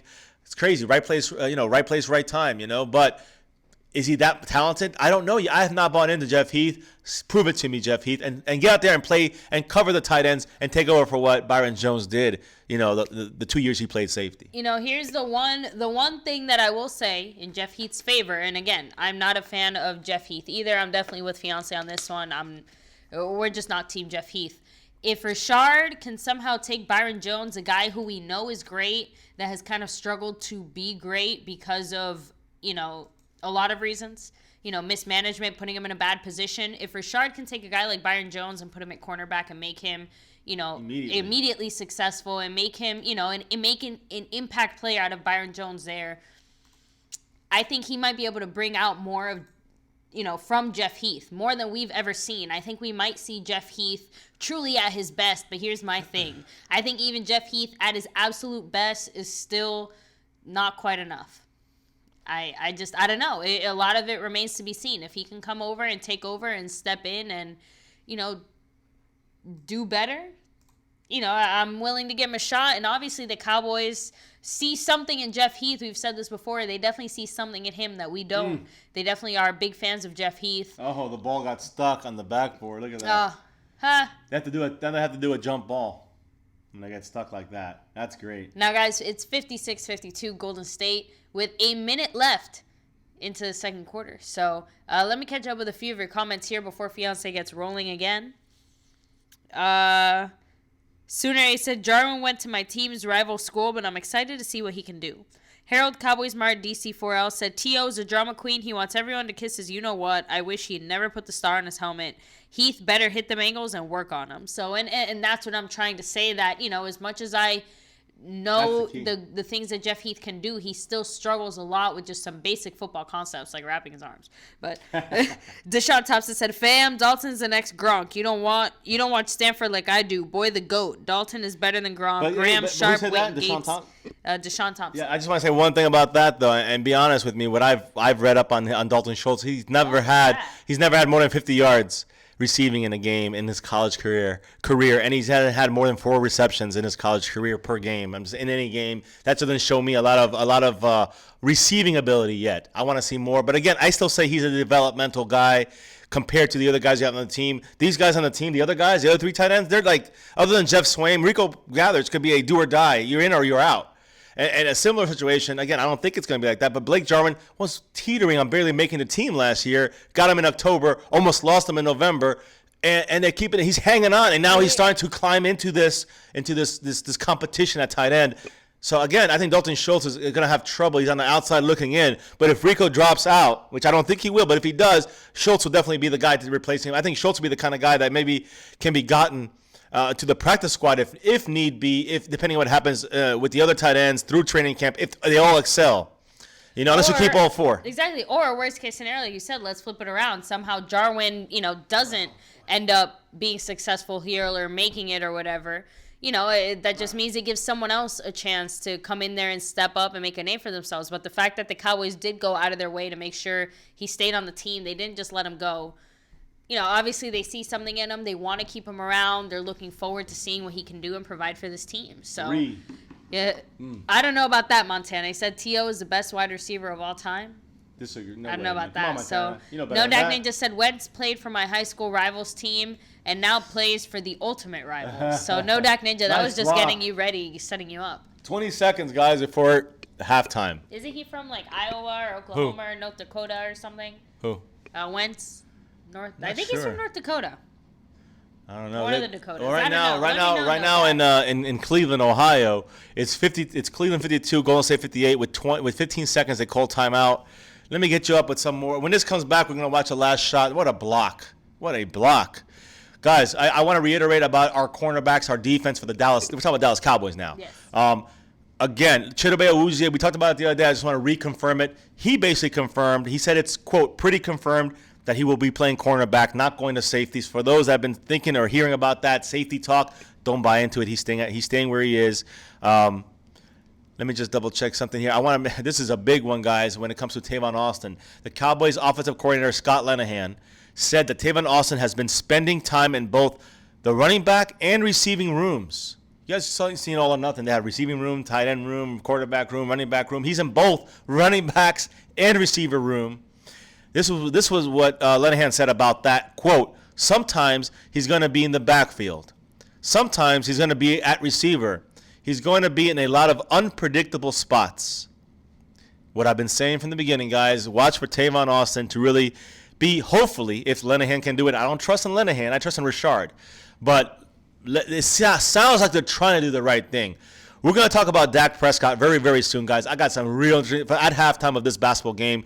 I cannot wait to talk about this Dak Prescott numbers. Is from Next Gen Statistics, a very important statistic which has been scientifically, I guess, checked all over and researched. I know you guys might have heard of it. It's more about Dak's accuracy. We're going to talk about that in a moment, along with a couple other things, but there's only 10 seconds left. No Dak Ninja just said Bismarck, North Dakota is where Wentz is from. So there you go. And boom! Shot! Holy crap, wow. guys. Big three-pointer by Curry. 3, 2, 1. No good. It's good out if of it goes. time. No good. 61-52 at the half, as expected. Golden State, like I said, too much for LeBron. Lead as we go halfway into this finals. Guys, again, Golden State is just 2 quarters away from either wrapping this up, or Cleveland is 2 quarters away from just barely holding on. So it's going to go one way or another, and let us know once again who you're rooting for in the chat down below. Yes. Warriors. As always, Cavaliers. guys, hit that like, thumbs up button, whatever it's called. Yes. Make sure you subscribe if you're new. Keep growing my Cowboys family. Let's get it bigger and bigger and bigger, guys. Almost at 2K. So thank you all, from the first to the newest, all right? From the oldest to the newest. Thank you. And, of course, follow us on Twitter and make sure your notification bell is on, because we do this daily. You know it, guys. And now we're back here on stream face-to-face, so you guys can see us on here. That's right. So Awesome. Enjoy. John Jones clocking out for the day, getting closer and closer to 10 o'clock here. So actually it's Awesome. 10 o'clock on our side, so Yeah, hopefully so you're almost there, starting man. to head out. So Yeah. Brian Bradford said it's over. So it's never over till it's over. That's one thing about basketball. not yet. I've seen games with like 20-point differences, with like 5-6 minutes left. I'm like, oh, that'll never, no way. And then yes way. Yeah, it's never over, guys. I've seen crazy things happen. Talk about T.O. real quick. T.O. is one of those guys. Listen, guys, I like T.O., but I also don't like T.O. It's a tough mix and match. You got kind of like Dennis Rodman. It reminds me of Dennis. He reminds me of that Dennis Rodman type. He's on your team, you like him. He's not on your team, you hate him. And ever since he danced on the star, disrespected the star, I could never really. And again, that was with the Eagles. You go back farther, that was the beginning of my hatred with T.O. when he was with the Niners. When he went to the Eagles, it was a perfect fit for me to hate. He came to the Cowboys, I was just disappointed. But in the end, he's Cowboys. If Michael Vick came to the Cowboys, I gotta hope that he does well. That means the Cowboys win a Super Bowl. That's why I'm rooting for Garrett to do well, because it's about the Cowboys as a star. So whether I like the guy or not, it's irrelevant, and whether it's about how they play on the field and how they do. So, T.O. has his good and bad things. He is a dominant receiver when he played in the NFL, and he maybe still can be a good receiver in the NFL. But Deion said he's not going to the Hall of Fame induction ceremony. So I've heard it has to do with his grandmother. He wanted to be inducted into it in his first year, but they did not give him that induction that first. He felt like he deserved it. Now, he might deserve it, and probably does, but when you add in the antics and the other stuff, even though it's off the field, unfortunately, it affected his voting situation. He was not a first ballot, and he did not get in right away. He's been pissy ever since. Whether he's right or wrong, you agree with him being upset about that or not, it's irrelevant. The point is that his grandmother died. Cannot see, he's basically, that's the one who basically raised him. Yeah, never got to see him do it. Now he's in there. He wants to keep it personal with the people that he cares about, and that's what I've heard. And I guess I get that. Never been done before. This is a little bit more than just about you, and again, it is about you, celebrating you, the things you've contributed to this game, how a great, amazing player you are, but it is more than just you. It's more than just about you. It's about your fellow, competitors who did this great, amazing thing with you that are getting inducted as well. All the great players that came before you that have been inducted. And the young ones watching in the future. Exactly. It's about teamwork, and it sounds silly to say that, but even here, when we're recognizing individual guys for their individual accomplishments, T.O. is just showing he's never been a team player. Now, I'm going to say this. Deion Sanders, who spoke about it yesterday, wanted to know why. He said basically, I heard Deion Sanders make comments about basically, why don't you, tell the world about the way you feel on that stage? If you want to do it, if you feel a certain way, go out on that platform. Yeah, use that platform. Talk about why you're pissed, and speak from the heart. You know what I'm saying? Now we're going to hear, Ray Lewis talk about how he didn't kill anybody and about Jesus, for an extra 25 minutes. Now, I don't want to hear Ray Lewis. I don't want to hear about Jesus. I want to hear about football. Just being real, guys. It's about football and the Hall of Fame, not about Jesus and how you didn't kill people. And we would have liked to hear from T.O. Exactly. It would have been interesting to see. Probably the most interesting out of all the speeches that day would have been T.O. That's the one to watch. Plus, he's a Cowboy. Whether we like it or not, whether you guys like him or not, he's still a Cowboy. Wore the star. I lost respect for him. Never will. Kind of like LeBron. There's a certain thing about I can never ever like him to be the best. I can never have that love for T.O. because of what he did in San Francisco on our star with Emmitt Smith. Then put him, put the back on the star when he tried to do it again. George Teague, guys, knocked him on his ass. But that's another story for another day. T.O. deservingly gets in, but it's up to him and what he wants. The first time this has been done. So Deion then spoke with T.O. He said he wanted to speak with him yesterday. He spoke with him, I guess, today, and he posted this on Twitter. Quote from Deion Sanders: "I had a great talk with Terrell Owens yesterday and today. It was refreshing to know where someone's coming from without casting judgment. Anybody that stands for what they believe will always be criticized. I look forward to T.O. letting y'all know why. So sounds like T.O. will eventually let people know. He's going to have a little celebration party. He's going to let people know in the future where he's going to hold it for the people that he cares about, that he wants there. Fair enough. Fair enough. I can't blame somebody for doing something like that. But it's T.O., so it's a T.O. type thing. First thing you think of course, this would have happened. It's T.O. So he fits his own stereotype that he's trying to kind of avoid. Exactly. I mean, again, it feels silly to say, but just like he has to make it about himself. Well, more than that, this should be something, sharing it with everyone, and he should be able to share this with them. But also it's his choice. In the end, it's fair. It's his choice. It's his choice, and he can do it wherever he wants, and it is his right. And this is whether we like it or not, it's T.O.'s moment. He can throw it away. Listen, some people missed graduation, when it came to college or high school. Or, hey, that's if they want to miss it, that's up to them. That's their right. That's their freedom. So now, speaking of freedoms and stuff like that, let's move over to a little more political stuff. We're going to move from T.O., though, to this. So T.O. mocked President Donald Trump by saying, quote, "How does he uninvite people that didn't want to go?" Yeah. Referring to the Eagles, referring to Golden State and Cleveland. Just, the Cavaliers. Well, it's going to be Golden State eventually, and the Eagles, and hopefully eventually the Cowboys. But the point is that that basically, how could he mock? Uninvite people who said they weren't going in the first place. Exactly. So I mean, that's a relatively good point by T.O. Now I will say about Donald Trump. Here's what he said today. He asked the NFL players to recommend people for pardons. So obviously he's trying to get in good with the NFL guys now. He knows he messed up. He's been messing up for a while, but let me just read what it says. He rallied against the NFL players who took a knee during the playing of the national anthem as unpatriotic over the last 2 years while ignoring the stated reasons for the protest, but that changed a little bit on Friday. Remember this a couple days ago, guys, he was saying if you don't stand for the flag, maybe you should be deported. Trump said this last week. So, and he didn't say deported. He said maybe you should get out of here, out of this country. I mean, I've heard that from many different people. That's their go-to thing. Suggesting a vacation. That's their go-to thing. You don't love it, leave it. Well, same thing for the people that didn't like Obama. They complain, then leave it. But they wanted to spread lies, and he wasn't born in America. It's whatever. It's I'm not getting into the politics, but let's continue with what Trump is asking for. I think it's just a way of trying to look like he was doing something good. But he said that, here's the thing.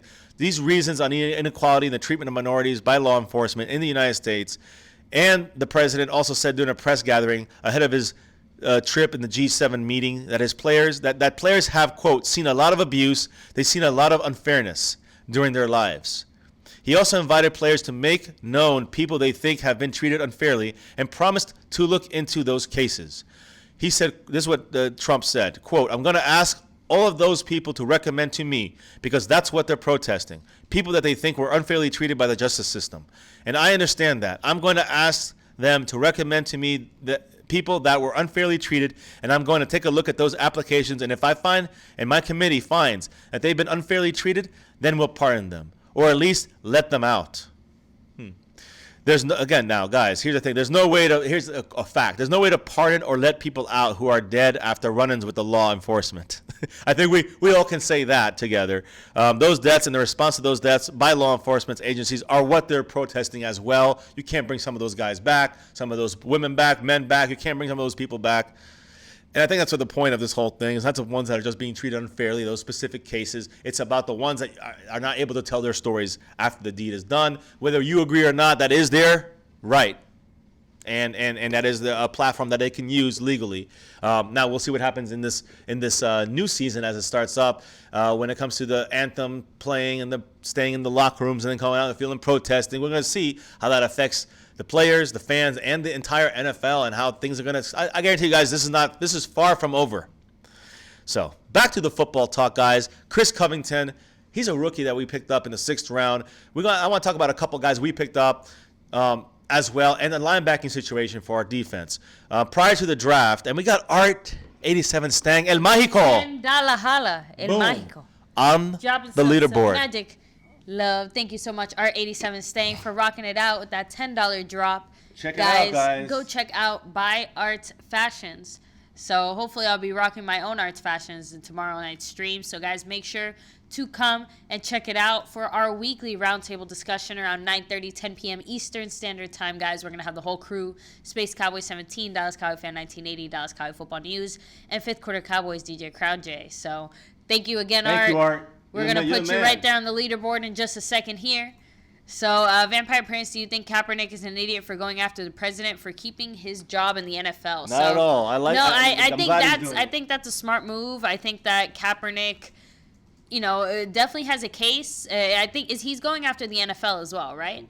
Not just the president and stuff. I mean, I'm not sure on all the details on that, but I don't think it's wrong for him at all, because I do think the president's comments heavily contributed to some of the possible bias that Kaepernick faced. So but kind of like how Dez got job offers too, and he still hasn't signed. I know Kaepernick did get 1 or 2 offers, and circumstances around them, and he didn't get offers. He almost got offers. He was asked if he was going to kneel. He said he wasn't sure yet, and then he got somebody. They didn't say anything. They just got somebody else. Seattle did that. Baltimore, you're right. And then Baltimore, I know, yeah. So it definitely seemed like there was some heavy interest though from both teams. Like they definitely both were willing to do it and consider it. Boom. So Art87 with a $15 drop. We cannot wait. I can't wait for the NFL season. You and me both are. We are literally counting down the days until the real start of the NFL season, because the NFL season might start. Yeah. But the season doesn't start till the Cowboys. I think we're 92 days away, guys. There it is. It hits. There you go. Can't wait. We got Dorrance Armstrong / Bob Lilly points left for Miss Cowboys Abroad Yumi. Up here, right above us, Art87 Stank taking a major lead right now on the leaderboard. Rocking it out. Thank you, Art. He wants that donation weekly winner, baby. Great job, Art. Thank you, bro. We appreciate you. Thank you so much, brother. And we appreciate all of you guys here in the chat with us, chatting it up, liking, subbing it up, all that good stuff. Yeah, let me go to these linebackers, because we got Art wants to hear about football, and we're going to talk football. We're at halftime right now of the game, as you can see right next to Fiance's head there, above that Cowboy star. You know it's always Cowboys here, baby. But we talk about sports. We talk about all things, and anything relative to the world of sports, especially our Cowboys, in any way possible. Come up, move over so you're not in there. Oh, there you go. Okay, you mean to move? Yeah, no, good? Okay, cool. So, guys, we got Joe Thomas from the Packers. Okay, he had 7.5 sacks last year, 8 sacks a year before. That's 15.5 sacks in 2 years as a situational sub-package linebacker. I love Joe Thomas for what he's going to do for us. He's not going to start. He's not a starter over Sean Lee or going to be able to. He's a good player. Now, Justin Marsh-Lillard, a guy who's come on recently, look for him to maybe make a little bit of headway as a backup rotational linebacker. Oh my goodness, Art. With a $20 drop, I forgot what I was going to say. Wow, Art87 Stang is rocking it. It didn't even hit yet. It's going to go down to 54 up on the board. Guys, that's Jalen Smith. Jalen Smith in the house. What's up, Art87 Stang? Jalen Smith takes over, too. Guys, we talk about linebackers. That's a great number 54 right there, because that's Jalen Smith. Thank you so much, Art87. Man, again, check out Art87. What is it? Buy Art Fashions. Yes, BYART Fashions. All one word.com. The link is in the description down below, guys. Go check it out. Yeah, Art, you can post it and make sure people check it out, man. Much love to Art, man. We met him out at the draft. What a fun time. He showed us around Dallas, showed us a lot of different places. Man, thank you so much, man. We appreciate every second you spent with us, and we're just happy. Awesome experience. Yes. Thank you for being there. And again, hopefully if, we ever make it back out to Dallas, we can hopefully, we are meet up coming. with more of you guys, hang out with you guys again, and Art, of course, you as well. So. Yes. Yeah, guys, I was thinking of having some kind of contest next week, but I'll talk about that later. Just a fun thing that if you guys want this beard off, let me know. Post in the link, guys. Maybe I'll set a number, and if we get a certain number on the stream, I'll shave it off. Not allowed. Guys. Just kidding, guys. I'll trump that. And I'm not saying it because of our president. I'm saying I'll just leave the goatee. How's that? I shave the beard. Sound good? Maybe. I'll think about it. I don't want to do it. I know fiance don't want to do it. No. But maybe we'll make some kind of contest next week, start it up, and then maybe make something fun of it. If we get to a certain number by the end of the week, in donations or something like that, I'll shave the damn beard off, minus the goatee and mustache. Minus that part. But everything else, we'll converse.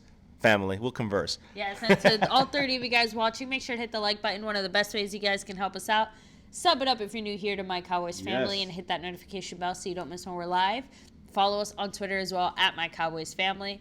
Guys, again, we post before we go live, other little tidbits, information. And we go daily, guys. We do game day live streams. Every Cowboy game, we're talking about blue and white scrimmage, you're going to see us on here. You're talking about preseason games, everyone, you're going to see us on here. You're talking about every regular season game. And, guys, this year, we got Cowboy playoffs and Cowboy Super Bowl game victory, number 6. Just saying. Thinking positive for our Cowboys. Harold said, no, don't do it. Keep the beard. Keep the beard. So I have someone on my side at least. There you go. But hey, I know there's a lot of people that are not on your side. They would love to see this beard go. No. I'm keeping it. I'm down. I want to keep it. We'll probably set like $100 if it for fun. And when it hits $100 for the week total or something like that, I'll shave off the beard. But I don't know. We'll see. We'll mess with that. Either way, guys, back to the linebackers. We're right now at 54 hit points for Yumi, Miss Cowboys Abroad, as halftime starts again. Out of halftime in the third quarter of the basketball game. We're talking football, though, guys, and our linebackers. So we got Joe Thomas. Okay, we know we got Sean Lee and Jalen Smith out there. They're our starting linebackers. Van Der Esch is the rookie. All right, he's gonna be in there, and the plan is to sprinkle Joe Thomas. Sprinkle him all over that defensive, linebacking core. And other backups like Damian Wilson, probably more of a strong side linebacker, he cannot cover crap. And Justin March-Litter, more like a middle linebacker, could play probably the weak side as well. Those are the guys you're going to see backing up with Joe Thomas up there in the middle linebacker with Jalen Smith and LVE. So I do think that you're going to see a lot of rotational, a lot of guys in here, in and out. The Cowboys also like players, linebackers, whoever, that can play special teams. That's important to the Cowboys. So Jeff Heath has developed into that kind of player. Kevon Frazier is that kind of player. Maybe Chris Covington, who's a linebacker as well, guys. That's why I'm talking about linebackers. Chris Covington, number 59. He's got Hitchens' old number. See if he can make the team. He's a rookie, 6th-round pick. But let's see if he can get onto the special teams. He's got a chance to make this team at linebacker. I think he's going to be a practice squad guy, but we'll give him the benefit of the doubt. Hope for the best, guys. The Cowboys saw enough flashes in Covington in his senior season when he was a starter that to warrant drafting him in the 6th round. In the pre-draft process, he shined multiple times. He had 6 tackles in minutes and just playing in the NFLPA Bowl. On tape, he shows a lot of potential, natural athletic ability. He ran a mediocre 4.73 in the 40-yard dash, but he performed much better in the bench press, putting up 23 reps of 225 pounds, which is good enough for 5th out of all the linebackers. So he's strong.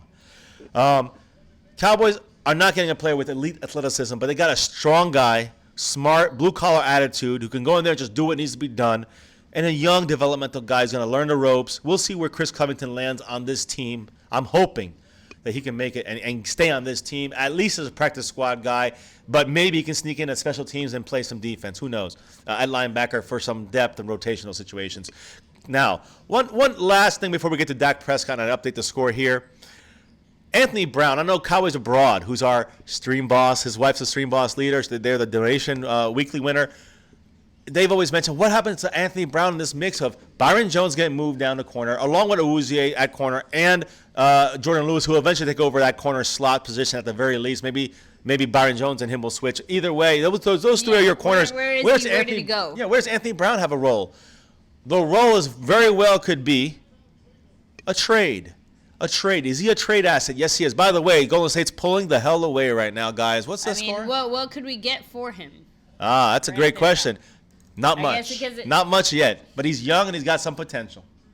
I guess. We got him pretty late too, right? 5th or 6th round? 6th round, I think he was. I think he was 6th round. So there we go. I'm just saying all those things kind of factor into it too. So if we trade him away, are we going to get the same value, if not maybe a little more with that trade? There's lots of question marks there. Definitely. We'll see what happens. It wouldn't be the worst thing in the world. Well, we'll see. If we have an excess of cornerbacks, remember, guys, we have Duke Thomas back there. We got Cameron Kelly, who is now moved, I think, to safety. We have Shavarius Ward, who's playing very well out there. We have Marquez White, who's still on the team trying to battle for a spot. We have a lot of guys back there still fighting it out, guys, battling it. You got Kyle Kiro, who is playing safety / really linebacker is what he's playing, kind of like a Joe Thomas role. I like Kyle Kiro. Watch for him because he can cover. He's almost like a coverage linebacker or a safety who plays linebacker. I don't know which one. He's like a hybrid, versatile player. I love this guy, what he can do. But, he's on the team. He's not going anywhere soon, at least. And we're going to see how this plays out. If they got enough guys that can put enough pressure on someone like an Anthony Brown, you might see Anthony Brown gone for the right price.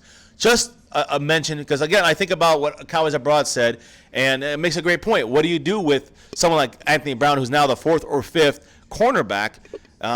And he's about to be probably a free agent, in a year after this or so. So is he somebody going to want to take and develop? I think that's why the Cowboys are really trying to put him in there as much as possible. Hold on, guys. Let me mute this. To put him in there as much as possible in the OTAs so that they can see if there's any worth and how much they can develop this guy per Chris Richard. So look for that to be a key element on what's Anthony Brown's next progression on the Cowboys and beyond at cornerback. Now, let me get to you guys some next generation stats, some scientifically proven stats about Dak Prescott. I know everyone likes to say Dak's this, Dak's that, blah, blah, blah. Listen, Dak is a very good quarterback. I don't say he's the greatest. I'm not saying he's better than Romo yet, but he's a very good quarterback. And I would almost venture to say a top quarterback in the league. We've discussed on why he is, why you could consider him a top 5 quarterback in this NFL right now. But let me put in the specific situation here, and it's more shedding a light than on Dak, although it does. It's shedding a light on our offensive play calling and the lack of adjustments. But let me explain to you why. The number 1 quarterback, they have a top 10 list of tight window quarterbacks. The top 10 tight window quarterbacks. Now, tight window, what does that mean? Tight window, from this next generation stats, means that it's a tight window throw is a throw when the receiver has less than 1 yard of separation from their defender. Meaning it's a very small, 3 feet is what you got between the defender and that ball when it hits the receiver's hands. Now, who's number 1? Dak Prescott, number 1. He's the number 1 quarterback when it comes to tight window throws. And that has a lot to do. I know people make fun of his accuracy. Even we did sometimes on here. That has to do with his accuracy. He's very accurate when given the time. Now, once in a while, he does overthrow it. Once in a while, he gets a little flustered. Once in a while, he's that 4th-round quarterback kind of guy. But he's played 24 unbelievable games and 8 crappy ones because he's missing most of his offensive line. I mean, an offensive lineman for the most part in every one of those 8 games. Plus 6 of those he was missing his running back. Plus our defense was missing Sean Lee. It was a little bit trying to get back to, being where they needed to be, which they did do at the end of the year. And Dak, the whole team was out of it, guys. Let's be honest. So along with Dez and along with Witten, along with these other mistakes that happened on our team last year with these guys, Dak was to blame on some of these things too. But tight window quarterbacks for 2017, he was number 1. Number 2, Matthew Stafford. Number 3, Case Keenum. Number 4, Alex Smith. Number 5, Big Ben. Number 6, Deshaun Watson. Number 7, Russell Wilson. Number 8, Carson Wentz. Number 9, Carson Palmer. And number 10, Tyrod Taylor. Not saying there's great named quarterbacks on here, but when these quarterbacks, when they have the time, they have to throw into a tight window, they manage to do it. Now, could that be a bad decision? True. It could be a bad decision by the quarterbacks trying to squeeze it in there. But when I looked at the Dak Prescott film over and over and over again, a lot of things that people don't realize and see that he was throwing these passes when in perfect locations away from the defender while the receiver was still able to be hit in stride and continue his route and running down the field without having to stop or slow down for the ball. Not every single time has that happened, but Dak has put it pretty closely on the mark on these very close passes. Another issue are the routes run by the receivers or tight ends. I'm not saying it's even the receiver's fault, although you could put blame on an aging Jason Witten. You could put blame on a bumbling, fumbling, ball-dropping Dez Bryant. But you could also, and I think that's the number 1 blame, goes on the offensive coordinator and what do you want to call the receivers coach or whoever it is. The offensive coordinator should adjust those routes. He never did the whole year. T. Will and Bryce Butler and Dez, they all complain about the routes being too predictable. Now they're all pretty much almost gone. So I think the predictability of the routes is why Dak had to throw them in very tight squeezes and tight windows. Whoa, let me fix the score because I think I messed up there. Let me fix that, guys. It's 69-56 right now. 69-56. And Cleveland has that ball. So, Dak Prescott's passer rating. This is Dak Prescott's passer rating when he's on tight window throws. He's 82.1 QBR on tight window throws. Just on specifically those tight window throws, 82.1. Guys, that's better than Eli Manning's career QBR. Career QBR. Dak Prescott, when he has to make that tight window throw. He's first in the NFL. His QBR is 82.1. Incredible numbers. When you look at the touchdown he had, I'm going to go through some touchdowns that he threw. To Bryce Butler on Monday Night Football against the Arizona Cardinals. The distance between the ball that Dak threw, and it was a beautiful pass to Bryce Butler in the end zone. Bryce was covered fantastic by the Cardinal defender. It was 0.46 of a yard. So you're looking at about a foot and a half between the defender's hand and the football. What a great pass by Dak Prescott. Another pass against the Green Bay Packers a couple weeks later was to Dez Bryant. Well, it was that fade route in the end zone. It was one-on-one coverage, and Dez finally made the catch in the end zone and held on to the ball. Dak put that ball within 0.61 yards. Again, probably about 2 feet away from the defender. Fantastic job by Dak Prescott. The touchdown against the Redskins on Thursday Night Football in Dallas to Jason Witten that Dak threw. 0.61 yards. Again, about 2 feet between the football before it hit Witten's hand in the end zone and the defender's hand. That's a tight-ass window, guys. Let's give you another one. In that same game, later on, Dak Prescott threw a touchdown to Dez Bryant, who managed to hang on to the ball again. 0.65 yard difference between the football and the defender's hand. As I said, guys, that's about 2 feet between the hand and the football of the defender. And it's a touchdown. All these are touchdowns. I'm just letting you know, guys, there's a reason why he's rated high. Another touchdown. You guys don't forget this one against San Francisco. Jason Witten, the one-handed grab. You know how close that was. That was the least close out of all these other ones I just mentioned are all closer than that one. That one was almost 1 yard, 93 yards. So you're looking at 0.93. It's almost a full yard. You're looking at about 2.5 to 2 3/4 feet that the defender's hand was where the ball ended up being in Witten's hand. That's a tight throw, guys, all within a yard. And if you look at the one he had to Dez Bryant against Aqib Talib in Denver, 0.93 yards, guys. Again, almost 3 feet, a full yard, almost a little under a yard. Another tight window throw that led to a touchdown by the Cowboys because of none other than Dak Prescott. So when you talk about these tight windows, Dak has a knack to get these balls thrown in there when he's given the time, when he gets out of the pocket, when he reads the blitz, when it goes his way, he's going to make you pay. But if you don't have somebody blocking, if you have Chaz Green blocking the left side, Dak's going to be having a long day, and so will Romo, and so will Brady, and so will Aaron Rodgers, and so will Drew Brees, and et cetera, et cetera. And that's the key. And also, all those guys I mentioned, none of them are in their second or third year. Right? We're in their second year with those numbers. None of them, are in their third year developing still. Carson Wentz is the closest thing to it, and Wentz and Dak had about the same numbers so far. So let's not jump ahead of ourselves so far. They both had a good year. They both had a bad year. Yeah. And it wasn't. And it had a lot to do with. It had a lot to do with the deficiencies on the front line and some of the play calls for Dak. And for Carson Wentz, it was a developmental learning thing. But he's a first-round prospect, should be in there producing right away. Dak should not be producing for 2 or 3 years down the line. He's produced year one. Well, Vampire Prince said that he'd rather have Dak over Wentz because Wentz is more injury-prone. Well, it's only been 2 years, so it's hard to say. Anybody could be injury-prone.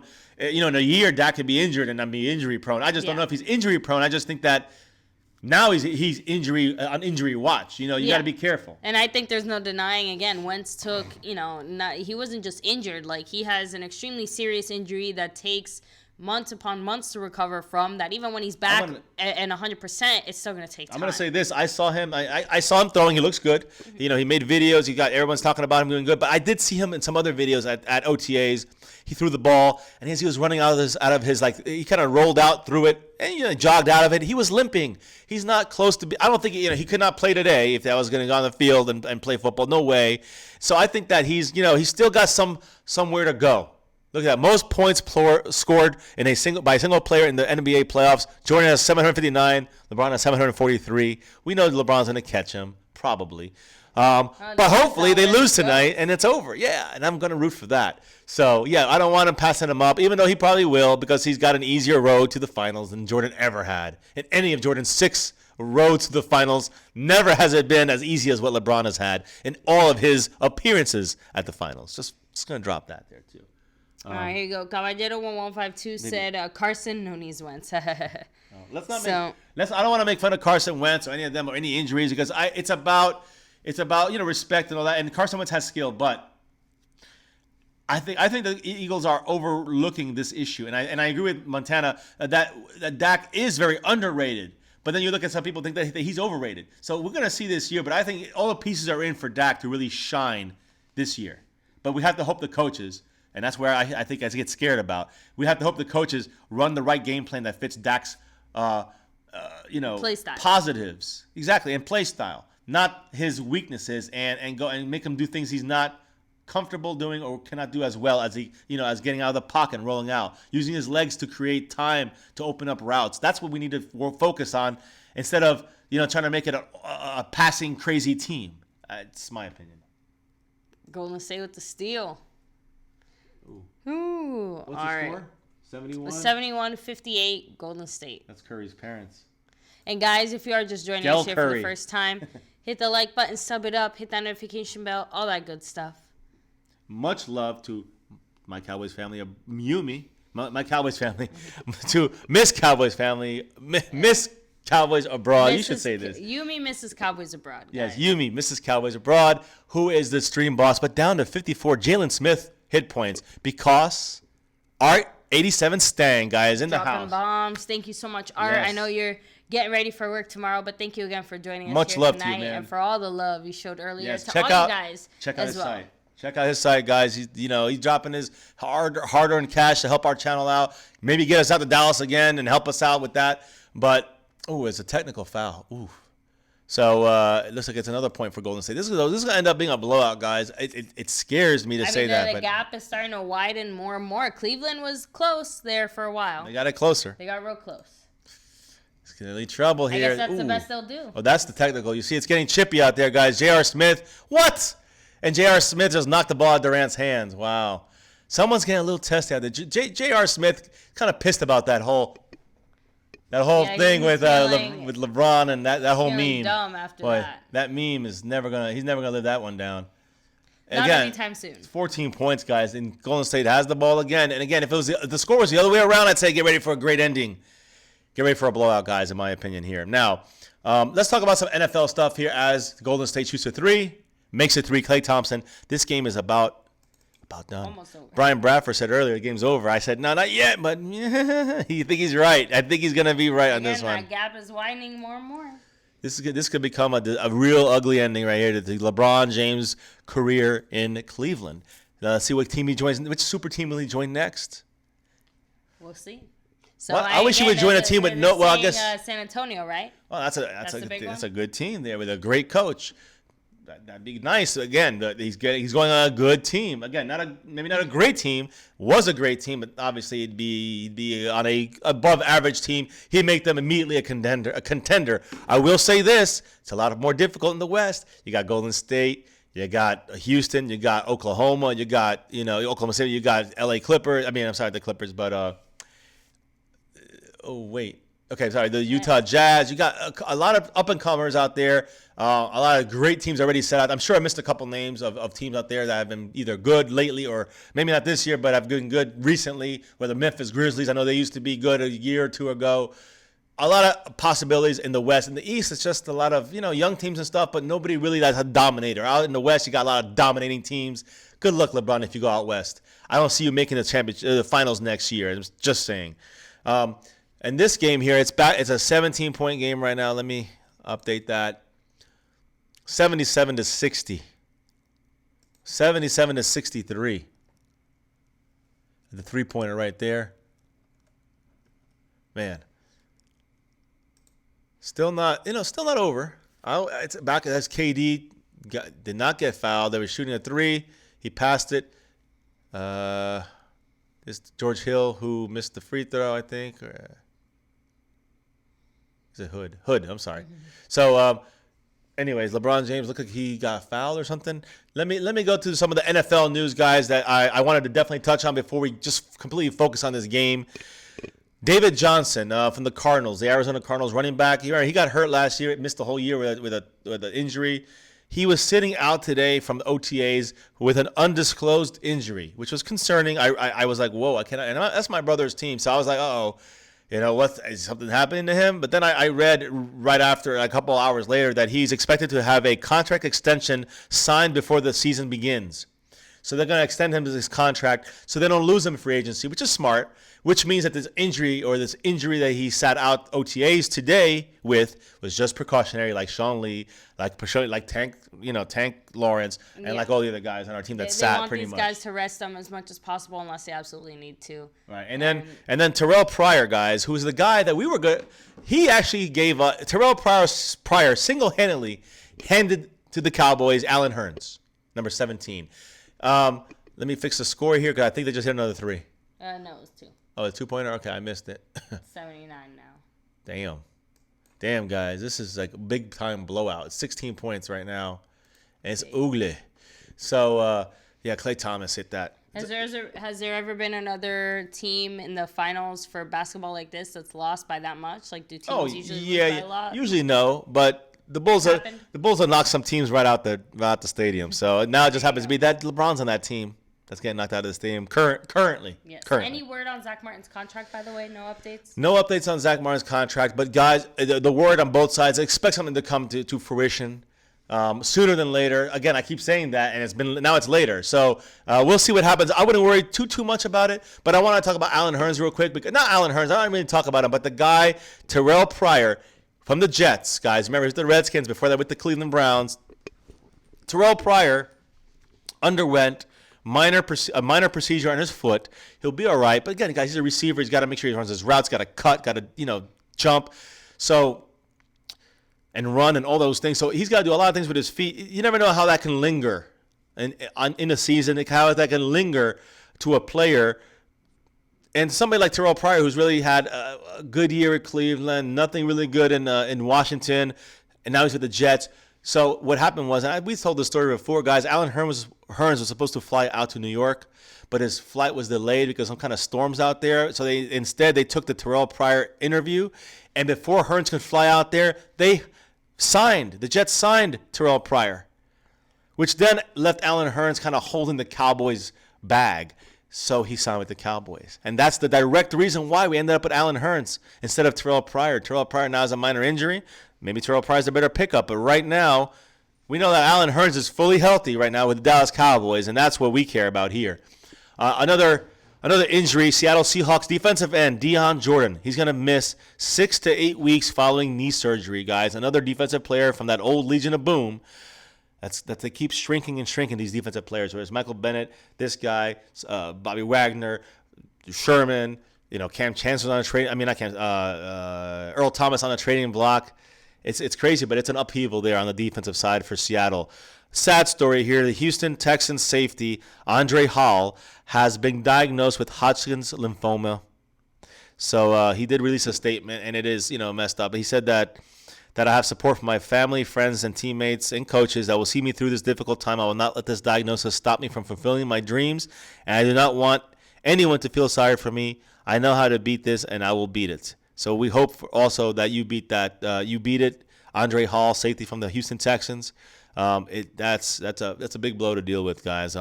Somebody who's been dealt a blow of a different kind is Julian Edelman. He's going to be suspended for 4 games. He is appealing it, so we'll see what happens. He says, this is what he posted on Instagram.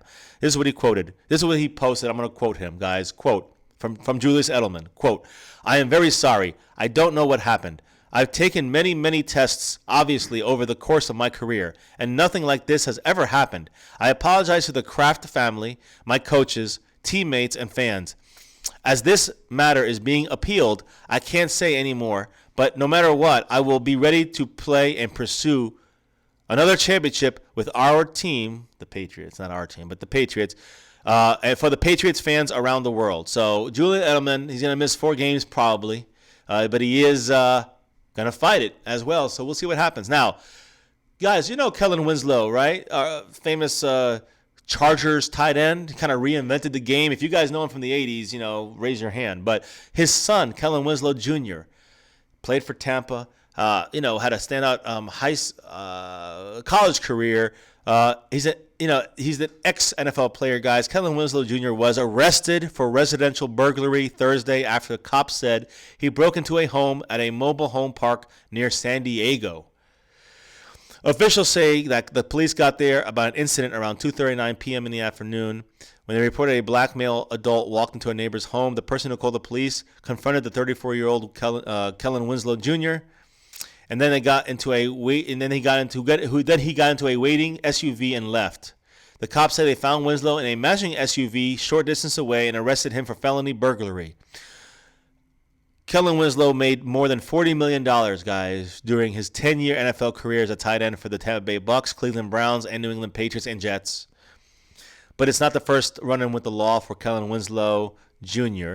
He was arrested for allegedly masturbating in a Target parking lot back in 2014. Yeah, I'm trying to keep it family friendly, but yeah, these are the facts, guys. Cops say that they found Vaseline in the car and synthetic marijuana.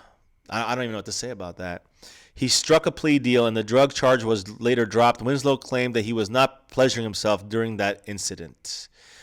Very, very, very hard story to get. I just thought it was a very unique story, not one I really want to go much more in depth about, but I just thought it was an interesting story, guys, because Kellen Winslow Jr., I remember Kellen Winslow with the Chargers, and I know Kellen Winslow Jr. played, well when he was in the league. He wasn't a superstar like his dad, but he definitely was a good player. I wouldn't say a star, but a good player. Big embarrassment right there, guys. Another embarrassment for him there. So, sorry to the Winslow family, I guess. Watching the end of this game here, guys. Now we're done with the football news. We're going to take your questions, your chat, your comments, all that stuff, and put the volume up, baby, so we can listen to the rest of this game and enjoy whatever happens, guys. A minute 42. Klay Thompson just out-dribbled LeBron. LeBron fouled him. They didn't call it. Let me fix the score here so we get the update for you guys properly, guys. That's what we're about, guys. Hey, look, we're still there. Hit that like button if you're watching. Hit subscribe if you're new. Hit the notification bell. And follow us on Twitter, guys, at My Cowboys Family. Man, guys, the Cleveland Cavaliers are not really even trying. Even LeBron, to an extent, has quit, in my opinion. And I know you can say, well, what would you do? Well, Jordan would take on the best player and attack him. That's not LeBron. Didn't do that last time against KD. He let the switch keep coming and never did a thing about it. You have to remember, too, though, LeBron's one person, one player. He's been fighting, this uphill battle this whole time. He shouldn't have to do this on his own. This is, again, I said this before and I'll keep saying it. His teammates need to step it up. This is not the LeBron Cavaliers. Last time I checked. But I've been calling them that because that's what they've been. But yes, guys, I don't know about you, but, I guess Target gets some people very, very excited. Like you said, I do feel a little embarrassed for his family. It's definitely something you don't hear every day. So. Well, that's not what he did this time. That was a previous. No, I know. It just, that incident combined with this one, I'm just saying, it's still not something you hear very often. He's made $40 million and he's breaking into a mobile home. Come on, Kellen Winslow. Your dad also got that cash. It goes to show, money definitely doesn't buy common sense. So, Brian Bradford said this is a blowout. TJ said Cavs have quit on this game. And again, you hear, what do you hear right now? We heard it earlier. They were booing their own team. Man, they just it sounds like it's a blowout. Mausoleum in there. Guys, and the big thing to look for in another three, AI, missed it. No good. Out of bounds. It should be Cleveland ball. The thing you want to watch towards the end of this game, if this continues going this way, that's the guy you want to watch, LeBron James. You know why? Is he going to take that jersey off and throw it to the side? He did it in Cleveland when they lost and got swept by Dallas. He did it in Miami when they lost against whoever, I think San Antonio, whoever they lost to when he was in Miami. And then, will he do it again? We shall see. It's one of those historic moves that he's preparing us for. Oh, that's an offensive foul by LeBron. He lost possession. But look at that. Great job by LeBron. He still missed the layup. He quit. He's quit on this team, too. LeBron has quit. I tell you, one guy who never quit on his team, the real 23, Michael Jordan, coming at you. Baby. Oh, They don't know. They don't know about Michael Jordan. So Montana said his teammates are trash. Cowboy fan. That's true. Said CTE, and Harold said Cavs quit after game 1. That definitely was a heartbreaker, but they had a chance. They had another chance, remember? And it slipped away. They could have at least had one of these 3, at least. But, they got blown out, and 2 of them, including this one. And, they say even if they split one of them, it's still 3-1. And then we're going to go back to Golden State. If this continues this way, guys, 21 points into the fourth quarter, you have to see you have to see one of the greatest performances by LeBron James, and he's had an load of great performances like Kobe, like Jordan, and like all the guys before those guys. So, we'll have to see one of those unbelievable finals performances for LeBron for them to have even a chance to make it a 10-point game. We're going to be here for it, guys, and, we'll see what happens. But I'm not going to say anything until it's over, but it's almost over. I mean, again, closer and closer. So, Montana said over what? Towels and appliances. Yeah, I'm not really sure what he was trying to go for there.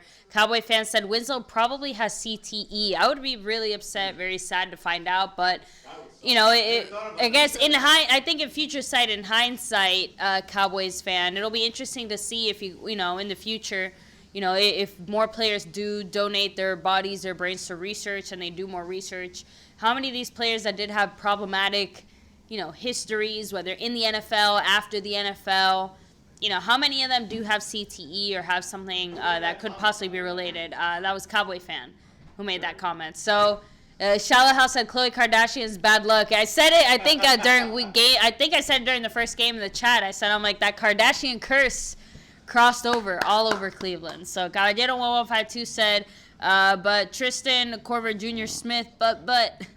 And then Harold said MJ the GOAT, and then Kobe. Brian Bradford said he is tired. No way. The thing is, I watched the Jordan. I listen. It's hard enough to had gotten my personal family here, my fiance, my child, your child, to really get into football in the first place. Once they got hooked on their own. But yeah, it's always around. Look at me. I'm crazy. I wear Cowboy stuff all the time. So you can't, if you're around me, it's about the Cowboy. You're going to hear Cowboy talk. Eventually, you're either going to hate me or you're going to love me. But it's going to be because of the Cowboy talk. They love me. Thank goodness. But the Bulls talk and Michael Jordan talk, it's hard. It's hard for them to know about what basketball was like in the late 80s and early 90s and mid 90s. To be alive during that time for basketball, probably no better. I'm telling you guys, there was no better time in the NBA than those years with Michael Jordan and the superstars that were there for a block of, I'd say, from, let's say, 85 to 95. Those 10 years had the best crop of NBA players in history, in my opinion. And I think when they let the younger guys into the league after the Sean Kemp situation, and they got him when he was like 17, and they let, for 15 more years, they kind of let guys get drafted right out of high school. I think even though a lot of guys did fantastic and were superstars, LeBron James, Kevin Durant, these guys, they came right out of high school. But the problem is you got the other 80% of these guys that are crap and never developed enough in high school. They didn't get the right teaching there, and they never made it in the NBA. That's hurt the new NBA. Let's put it that way, in my opinion. And of course the super teams. I think that's hurt the NBA as well. It's made it boring. Great steal there. That's Nance Jr., who I saw his dad play against Michael Jordan for the Cleveland Cavaliers. Nice play by Hood. But will it be enough? They got to start this way. They got to start this way. They got to start this way if they want to even have a chance. They got to just keep scoring and not even look at the scoreboard. Yeah, Kevin Suro said Warriors are going to sweep the Cavs. Where's the broom? Get it ready, guys. Get it right. Andrew DeCall said, good night, Cleveland. Party's over. Don't ever say LeBron's the GOAT. 3-6 finals record. Kobe is my favorite player ever. Go Lakers, but congrats to the Warriors. Kudos to that dynasty. So, again, guys, do not count all your chickens before they hatch. So there's still a whole fourth quarter left, even though I'm like 95% confident that Golden State has got it in the bag. It's pretty close. But I will say this. Montana, I know, listen, I want Montana on this channel, too. That's why I like to have different views on here, even when we're on the same team. And Cowboys abroad, he loves Jason Garrett. Another 3 for Curry, man. Curry, man. What did he just do? LeBron just said, damn it, something never stops. Like, that was classic. You can clearly see damn him it, he say, never damn stops. It. Something like again, the never stops, I don't know, but the damn it was pretty clear. So that's what it looked like he was mouthing there for a second. And that's the key, guys, that this Golden State team never stops. And we're talking about these are backups right now in there. A lot of backups playing. And they're still dominating them. And again, backups to backups here. But nice steal by Nance Jr. But Boomer Curry. wants to know where you think LeBron will play Woo! What a pass by Curry. Oh, he missed the next. No three-pointer. good. Where will LeBron play next? Well, I know the big rumor everyone in the chat has been saying San Antonio. Well, he's going to go somewhere where they're going to win a championship, guys, where they have a good chance already to win one. Golden State. Just kidding. Let me see. Marquis said MCF, the Warriors drafted their core players except for Durant. That's the key difference. Durant came there when they were built by the ground up. LeBron built it through the super money free agent, fanboys. I don't know what you call it. They didn't have to develop anything. They didn't have to build anything. He just joined it. Look, and I want to discuss with Montana what he said about Jordan had help. Yes, he had help, but where was that?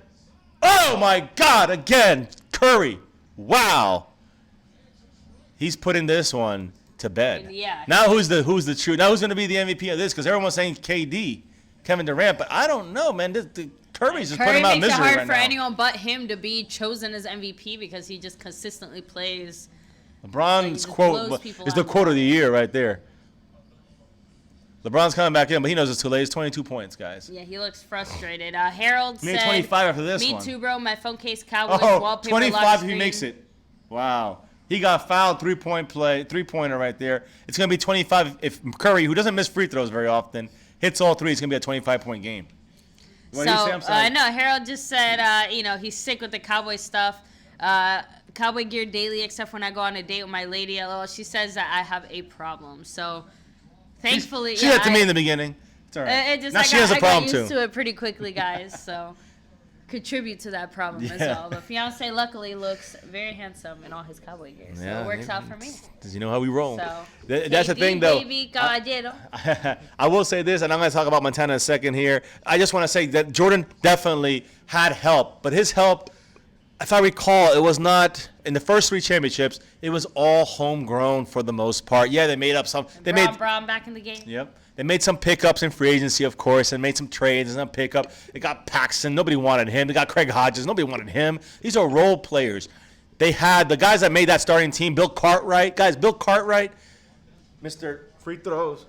This guy was, with the Knicks for 20 years before he came to the Bulls. My point is that the Bulls had a lot of the team was the leftovers of other teams, except for Pippen, who was drafted, Horace Grant that were drafted, and a couple other guys that were drafted. Everybody else, B.J. Armstrong, those guys, they were drafted. These guys, Stacey Kings and the Livingston, some of those guys came over, but they were just role players. They were not starters. They didn't come over for agency and they weren't like, oh, we got Barkley, let's put him in there. That's what LeBron has done with his winning teams.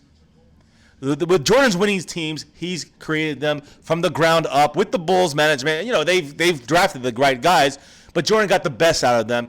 I think LeBron has to learn the only way he's really ever going to even be considered second to Jordan is if LeBron James, he's proven he can do it himself, but can he get his teammates better? Can he improve his teammates? Not go with teams that have great teammates already, established guys already, and then win with them. All right, anybody can do that. I mean, anybody that has this stacked team can do that. Jordan would have done this for 10 years straight. I know I'm exaggerating, but you guys know what I mean. He would have done, if he could put a Barkley and a Ewing on his team, imagine those three guys. You can say goodnight to the rest of the league. It's over. The Bulls sweep everybody. and they would sweep the Cavaliers. They would beat the Golden State Warriors with that kind of super team in the 80s and 90s. Now, we can't compare. It's hard to compare generations. The rules have changed a little bit. Defensive rules have changed with zone and man and all that stuff. But Jordan had developed help that he had superstar players like Horace Grant, Scottie Pippen his first years. As the years went on, they drafted Tony Kukoc and took a risk on him. They still had Pippen, but they lost Horace Grant. So what did they do? They went and got a volatile, crazy player that nobody wanted. Nobody wanted it. Oh my God. If they paid for it, if they paid you to take Dennis Rodman, nobody wanted Dennis Rodman in those years. But the Bulls took him, and Jordan took him, and Jordan said, "Shut the up, listen to me, and we'll win. And they won, and they had their 72-10 championship season. Not just 73-9 and lost in the finals, like Golden State did to Cleveland. Jordan took the 72-10 Bulls and won a championship. Jordan, Pippen, Rodman, Kukoc, Luke Longley. Tell me he's a superstar, guys? Please, let's count up how many great players the Bulls had compared to the great players LeBron's played with. And I've already read them out to you guys at the beginning of this stream. Sorry, Montana, we disagree on this. But Okay. MJ is number one. He's the GOAT. No, they're just talking about LeBron James and his contract, what the offseason looks like for the Cavaliers. So it looks like they have Jose Calderon, Jeff Green, both free agents. Rodney Hood is a restricted free agent. But either way, guys, LeBron can basically opt out of his contract if he wants to this year. So again, the word is that he's going to. The word is he's going to. Obviously, we'll see. From everything you guys have said and everything that's shown of LeBron, I don't see why he would stick around anyway. So this doesn't make sense for him. And you can just hear like the stadium is just in shock. In shock, guys. I mean, sucks for Cleveland, but I again, spent money to watch this. this is a painful one for the Cleveland fans. LeBron is just frustrated as hell. He doesn't want to be part of this anymore. You can see it. LeBron's just pissed. And again, look at this. I mean, and these are backups. They're not backups. These are the Golden State Warriors. They're playing their asses off every second of every play. It's a huge difference between them. I was say I don't see that and same Cleveland. kind of heart and dedication. Nothing. And again, I'm looking at they're frustrating LeBron by fouling him now, so he doesn't get on a fast break, easy layup. That's smart. You know who did that? The Detroit Pistons against Jordan, year after year after year after year until we beat their ass, earned it, and then won 6 out of 8 because Jordan retired for 2 of them. Huh? Steve Kerr. Someone said he forgot Steve Kerr. Oh, Steve Kerr. Steve Kerr, yeah. Sorry. By the way, since you don't know, baby, but he's the coach for the Golden State Warriors. Oh, okay. Steve Kerr replaced Paxson. He was the or Hodgins, Craig Hodges. Actually, I've heard more of what he's done, as far as outside of basketball, how outspoken he's been, and some of the national anthem stuff. Yeah, and just other things like that. So, I know of him outside of basketball in that sense. So guys, 7 minutes and 7 seconds left in in this NBA basketball season. If Washington Capitals didn't win yesterday, I think this would have been the first time the NBA season would have ended before the NHL season. Kind of crazy. Kind of was hoping to see that. I always watch for that to see if it ends. And this is like the closest I've ever seen it in my life. Where the hockey ended yesterday and basketball's ending today. It's crazy. 23-point game so far, guys. 97-74. 7:07 left to play in the season. So, and once again, guys, let us know who you are rooting for. Hold on. Montana. Steve Kerr is not a Hall of Famer as a player. He's not. Pippen is. But he was made by Jordan. Rodman is. He was made before Jordan, and then nobody wanted him. They don't care about his talents. They didn't want Rodman. I got to take you back to that time frame. You got to take a time machine. Me and Montana and I are going to go in a time machine. And we're going to go check out what was really going on in the NBA during that time. And you're going to see. I'm not even sure how old you are, bro. But since it's 93, I'm assuming that's when you were bornish, I guess, because you're a true Cowboy fan. But, again, you would have missed those years and what was going on. Well, nobody wanted Rodman, and Jordan and the Bulls took him. Actually, no, Montana said he saw Jordan play live. With the Wizards probably with the Bullets, the Bullets or the Wizards, Washington, because he played with Washington for a couple of years. This guy was 40 years old out there, still dominating, looking fantastic. Okay, he wasn't dominating, looking fantastic out there for what Jordan could still what he was doing. He got his team, his Washington Bullets or the Wizards, whatever. I think they were the Wizards by then, into the playoffs. He got them, farther than they would have gone with, and again, he was already old, way past the end of his career. I think you give Jordan 10 years with in his prime with any team. I think Jordan will make those guys play better. Half of them become Hall of Famers because of him. And I think Pippen would not have been a Hall of Famer without Jordan. I don't think he would have done as well. I know Horace Grant wouldn't have been a Hall of Famer without Jordan. I know Rodman's a Hall of Famer on his own, but nobody wanted him. Kukoc is not a Hall of Famer. Steve Kerr is not a Hall of Famer. Hodges, Paxson, B.J. Armstrong, Stacey King, Livingston, they're not Hall of Famers. Luke Longley, not a Hall of Famer. Bill Cartwright, not a Hall of Famer. I could keep going.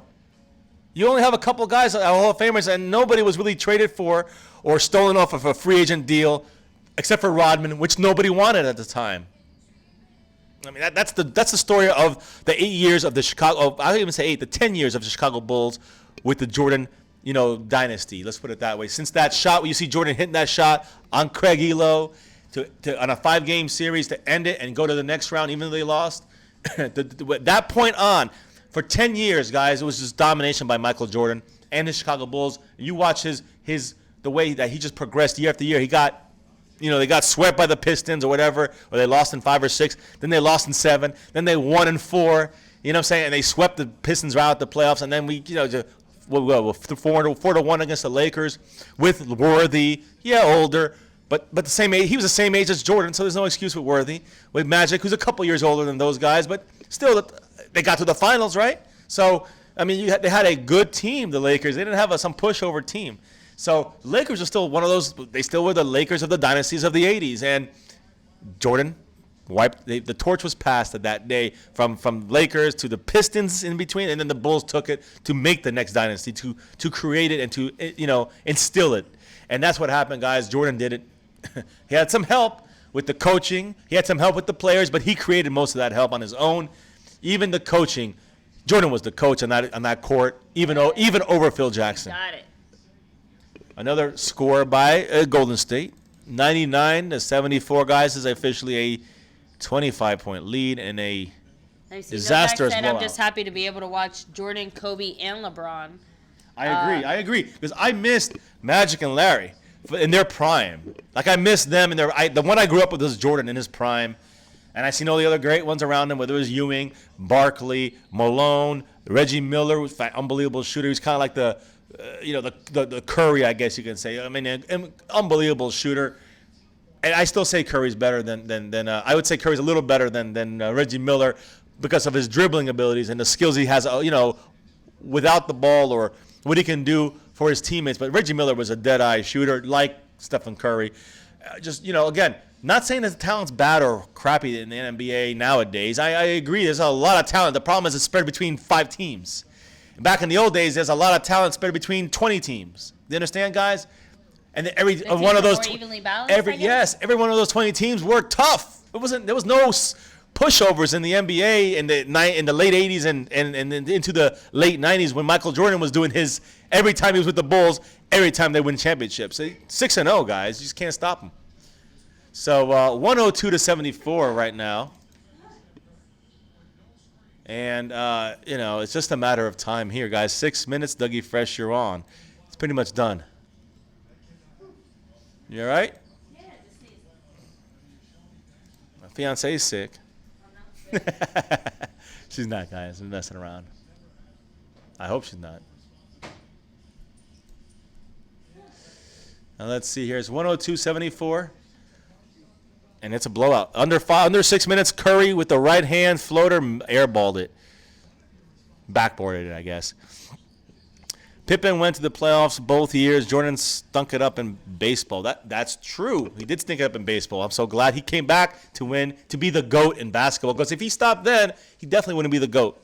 But he is, because he came back, won 3 more. Let's see your next comment. I like your comments, man. Let's keep it going. Dallas Cowboys, MEC says, Cavs don't care. You're right. They gave up on LeBron. LeBron gave up on LeBron. LeBron gave up in this game as well. Maybe, I don't want to say the whole series, because if anybody has the heart, it's him. Out of the team, Curry again. Go for it. Oh. 102-76. Let me fix that score. Here we go. LeBron's just trying to do everything now. Man, look, that's the thing. They're doing Jordan rules, but on LeBron. And that's all you have to do. Gallardo said, I bet the Cavs miss Kyrie right about now. They may not miss his flat earth theories, but yeah, they definitely missing his abilities. Ball skills. And again, that's one of the reasons why LeBron went to Cleveland, because they had a young, good team that was already kind of built for playoff runs, but then when he came there, it's championship runs. And you can see, I mean, he will make that difference. He is a great player. I keep saying, I don't want people thinking I think he stinks. Compared to Jordan, he's no Jordan. But compared to the NBA, this guy's one of the best to ever do it. As somebody else, who said it about seeing these guys play? Look at that. LeBron didn't even bother stepping up to get that rebound. I mean, I'm just saying, I mean, LeBron, I know there's a rule against that if you step in the lane too early, but LeBron already hit the rim. He could have jumped in there. He didn't even try. Like they're up by 25. And I know there's still time, but come on. I don't see how they can make it happen. There's no time. I don't think there's enough time to make it happen. 444 off his knee. Yep, that's What Cleveland even ball. was that? Cleveland ball. Oh. I mean, I'm sorry, Golden State ball because they hit off Cleveland's knee. That's what I meant to say. So let's see what's going on here. Again, getting worse and Let's worse see for here. Cleveland. Bye sports to the end of July. Oh, Harold, man, not yet, man. We feel your got pain. we got Tuesday, Wednesday, Thursday. We got mandatory mini camps. I want that's getting excited. I'm excited about that. I know I gotta take it where I can get it, guys. But I'm excited about that. Let me see. Cavs don't care. Del Curry. This is what Montana said. Del Curry, Steve Kerr was the best 3-point. No, I know. They were great 3-point shooters don't make the Hall of Fame. Just because you're a great 3-point shooter. Reggie Miller, a great player who's a great 3-point shooter, he's making the Hall of Fame. That's one of Jordan's opponents. One of his vicious opponents, guys. Reggie Miller in the same division as him. You had Ray Allen with the Milwaukee Bucks, who was also against him. You have who eventually joined up with LeBron James to win some championships. But again, look at this. LeBron knows it. They have Disman going on I don't even know. LeBron's leaving. It's over, guys. Let's see if he takes that jersey off. There's Curry. Well, hey, it's a moment, This is probably his last game in Cleveland. I mean, you can hear, obviously, Cleveland fans are cheering. LeBron is half-heartedly cheering. They're giving him untucking his jersey. They give him a standing ovation, which he does deserve, guys. I mean, if anything, that's why they're in the finals, only because of LeBron James. It still has to be tough as a Cleveland fan, though, to cheer him on and say, There's Curry. Knowing that he wants to Curry wants to end it on his own. Here it comes. MVP. Curry's just wiggling. Nice. A hit off of him. That was good defense there. Listen, LeBron is why the Cleveland Cavaliers are in the finals, but LeBron James and his mindset of having super teams is the reason why they got swept in the finals. And then why they continue to get swept, because he doesn't have the super team, but he gave the idea to teams like Golden State, Houston, Oklahoma City. These guys, the ability to have these super teams, and now, he's on the other side of that basketball now. I just would have had much more respect for LeBron if he had just won a championship. Let's say against the Mavericks when he first went there with on his own with Cleveland. I would have been like definitely, you could argue it for many different reasons why he could be the best. But when he starts jumping team to teams just to win championships with stacked, ready-made teams, I have a problem with that. On top of that, and very easy, Eastern Conference. Mm-hmm. It's easy to get to the finals. I shouldn't say it's never easy to get to the finals, no matter what kind of team you have. When you have the talent LeBron has, which is phenomenal, and you had very good teammates like Miami with Dwayne Wade and Chris Bosh and Ray Allen, like in Cleveland with Kyrie Irving, Kevin Love, even J.R. Smith, which he wanted on the team, Tristan Thompson, all these guys, these are the guys he wanted. So he got what he wanted, and he got one championship in Cleveland, and he got 2 championships in Miami in a span of 8 years. 8 years. He got there 8 times, and he got 3 championships. That's not elite. That's not GOAT. And he had some help. And I'd say about at least 6 out of those 8 championship finals appearances he had help. They won 3 still. He had 6 with help. Again, I know he had played against great teams, but so did Jordan and the Bulls. And so, in my opinion, is that he should have won more than 3 with the stacked teams he was on. I know he played against a tough San Antonio team that was built from inside, from within, from the way that I feel it should be done. That's why I have more respect for someone like Tim Duncan than LeBron James. And Tim Duncan, one of the best of all time. Just saying, guys. And I know it's a different position, so it's hard to compare. One of the best of all time. One of the best players and people in the NBA of all time. So if you're out there watching, guys, right now, this moment, bam, hit that like button. Help out the stream. Help out the channel. That's the best way to do it. If you're just commenting all these things, liking the page helps tremendously as well. Of course, if you're new, guys, watching for the first time or just watching and wanting to join up, join the family. Join my Cowboys family and hit subscribe right now. Of course, notification bell. Make sure it's turned on, guys. We do daily live streams. Try to do it daily.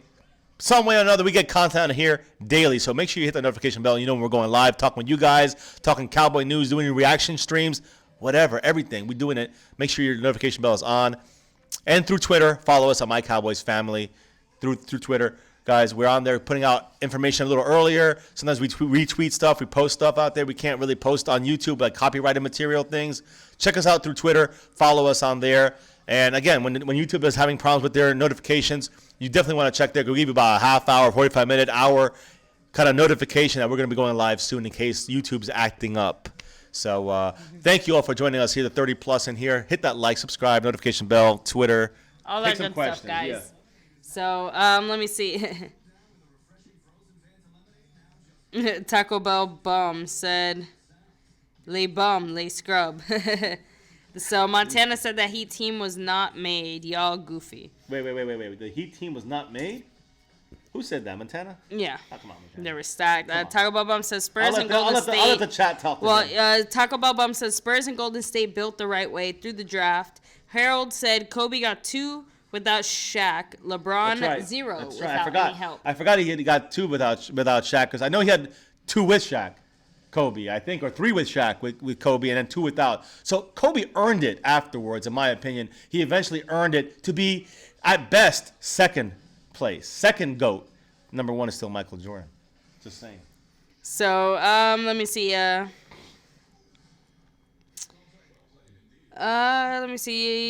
Montana said Kobe role players are way better than this Cavs team. So Kobe's the role players, yeah. So and this one, yeah. But what about Miami?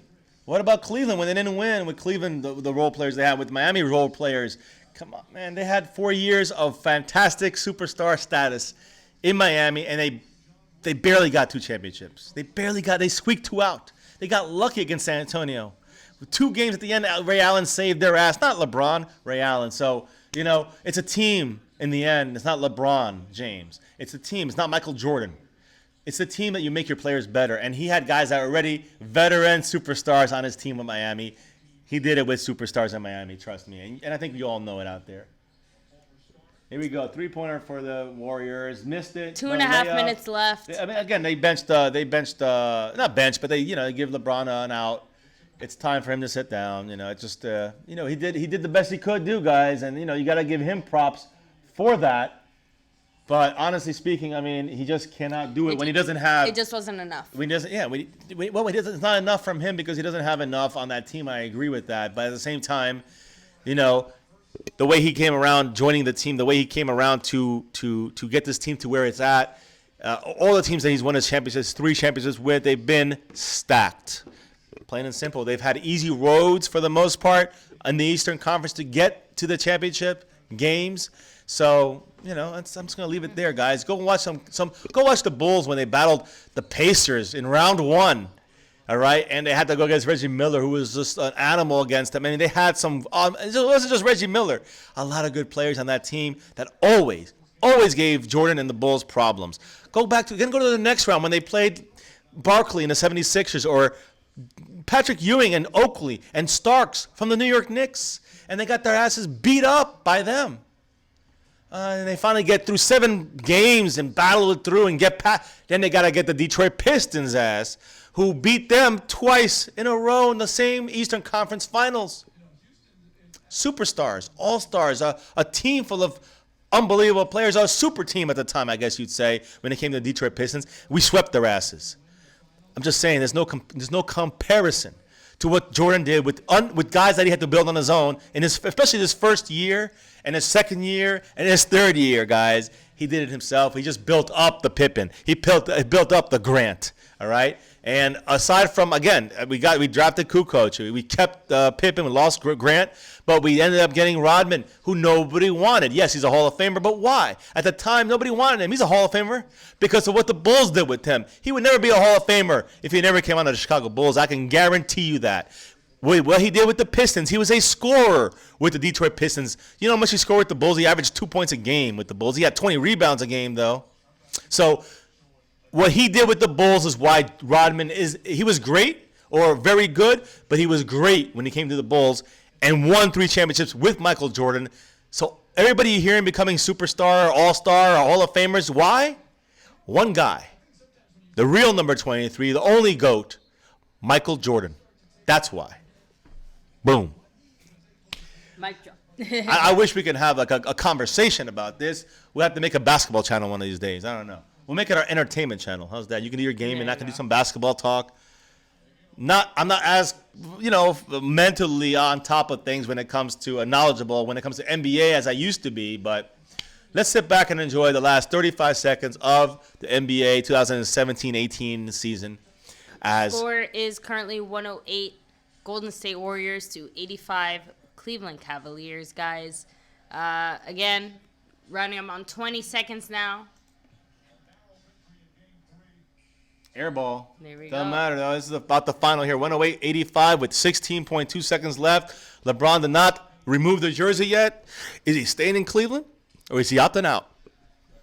I mean, he looks pretty calm overall, all things considered, over there on the sideline. I mean, he looks, again, it's easy to be calm when you feel it coming from the first game because you can There tell. it is, guys. That's it. There you go. World champion Golden State Warriors. I got to say congrats. He got a back-to-back favorite team. Space Cowboy 17 had his Washington Capitals win last night. His Golden State Warriors win tonight. Hopefully, he'll see his Dallas Cowboys win in February. Yes, guys. So this brings us Now to the game is end over. Of the game cameras officially. are all on LeBron James as he's walking off the court. What is he doing? Let's see. He's hugging his He's hugging mom. fans, someone. No, it's not his fan. That's his family, his mom. His jersey's still on. All right, we'll That's have his to see. his wife, I wife. guess. I don't know. And Or else he has a lot of explaining to do. So, yeah, guys, they just kind of show LeBron walking off. He just walked away. Oh, for sure. Hey, Montana, I agree 100% with you. LeBron James, first ballot Hall of Famer. Kobe Bryant, first ballot Hall of Famer. Guys, it's KD, first ballot Hall of Famer. All these guys are Hall of Famers. I'm just saying they're all in the Hall of Fame together. But if we want to talk about who's the greatest, this was it almost feels like they're not even even Golden State's not even that happy about it. They're happy, but they're like, Yeah, it does seem a we little got a bit championship. lackluster. It's pretty much the most boring finals after that first game. I think it was an unbelievable ending. There were two good games in there, but what a boring overall finals. It definitely doesn't help there in Cleveland. Definitely, Yeah. definitely, yeah. Definitely. There's more kills a little happiness. bit of There the we vibe. go. That's hard to do, guys. Three times, was it 3 years and 3 out of 4 years for Golden State? So, guys, once again, thank you so much for joining us here for this Golden State Warriors, Cleveland Cavaliers game day reaction, guys. Make sure to hit the like button, sub it up if you're new, hit that notification bell so you don't miss when we're live, and, of course, follow us on Twitter as well, at @MyCowboysFamily. You can find, we post there usually before we go live, all that other good stuff, so... Yeah, guys, and again, we're not going off right now. We're going off in a couple minutes or so. We've been on for 2.5 hours, even to your chagrin. Well, we have to get a couple questions here, a couple comments as we discuss this and we talk our way out of this here for the last 5 minutes or so, and then we're going to do our shout-outs and peace-outs because we're kind of tired. It's been a long week, guys. We've been tired. We want to make sure we get here to watch this. Now that's over. So the NBA is done. Next thing to look forward to when it comes to sports. And look, we worry about our Cowboys first and foremost. So when it comes to our Cowboys, guys, next week, Tuesday, Wednesday, Thursday, is mandatory mini camp. Is Zach Martin going to be there? Maybe he'll have a contract by then, but maybe he's not. I heard he's going to be at the Star. The Cowboys are not going to work him out, though. They're going to be very limited with him because he doesn't want to get hurt when he can get an extension still. So if he gets hurt, he won't get that extension. Or get a much lesser extension. He's not stupid, and I guess his agent, as far as looking out for Zach Martin is concerned, is doing the right thing for Zach Martin. So, but he'll be there. But at the Star, he won't get fined. And you see someone like a David Irving who went to the front offices of the Cowboys at the Star and discussed with them that he'll be ready for training camp, not mandatory mini camp, but training camp. I still predict him to be there at the building. Maybe working out, maybe doing some weight work. I don't know. We shall see. But that's going to be interesting, turn of events. Also, we're going to see if LVE, Leighton Vander Esch, is going to be out there with his sprained ankle. The word on the street, it's not going to happen. LVE is going to be shelved for these 3 training camp days. They got to be extra cautious about his ankle. Comes back in a month and a half. You got everybody pretty much ready to roll. You got LVE. And you're gonna have Tank. You're gonna have Zach Martin in there. You're gonna have David Irving. You're gonna have everybody's gonna be ready to roll in July 26th in Oxnard in California, when the season really gets started. We really get to see what we got and pads and the whole thing. But this mandatory mini camp is gonna be a big deal too, guys. So Tuesday, Wednesday, Thursday, you still got some football to go here, and then about a month and a half of break. of actual football on the field. You'll see some moves being made. You'll see some trades, some free agent stuff going on. But for the most part, it's going to be quiet. But we're not going to be quiet, guys. We're going to keep you updated on everything throughout the whole offseason, every day, like we've been doing. So as always, hit that subscribe, guys. Make sure you sub it up to My Cowboys Family. Hit that like button as well. And the whole thing. You know the other stuff, Twitter and notification bells. So let's get some last quotes. I see some people here. Luis Soto in the house. Harold Cowboys Mart. I'm going to check out who's that Finals MVP. Not sure yet. It's got to be Stephen Curry or Kevin Durant. I'm going to think it's We have one Curry? person saying Curry, another Durant. That's tough, so. I know. Someone said Dylan said Lonzo Ball. Definitely not him. That's a funny one, Dylan. Yeah, dirty Pittsburgh fan. Caballero says Curry. Yep, I see. Kwame Brown. Yeah, he was not very good. What a disappointment he was. Shallow Hal says Pet Detective. J.R. Smith should be the MVP for the Golden State Warriors after that other game he called. He didn't know that they were actually tied and they were winning. Cleveland Brown says I want Curry to give J.R. that's Finals MVP. I want to see a Draymond Green just slaps Tristan Kardashian. Kardashian. So it looks like Curry's the MVP, I think. I mean, if we... Yeah, here. It might have to...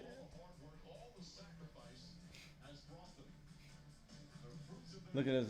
he brought his arm. When he makes that face, his daughter looks just like him. Draymond is a dirty player. Definitely kicked that guy in the you-know-what last year.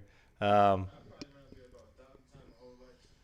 at that. That's Kevin Durant right there. Is he the MVP? There's a Kevin Durant commercial right here.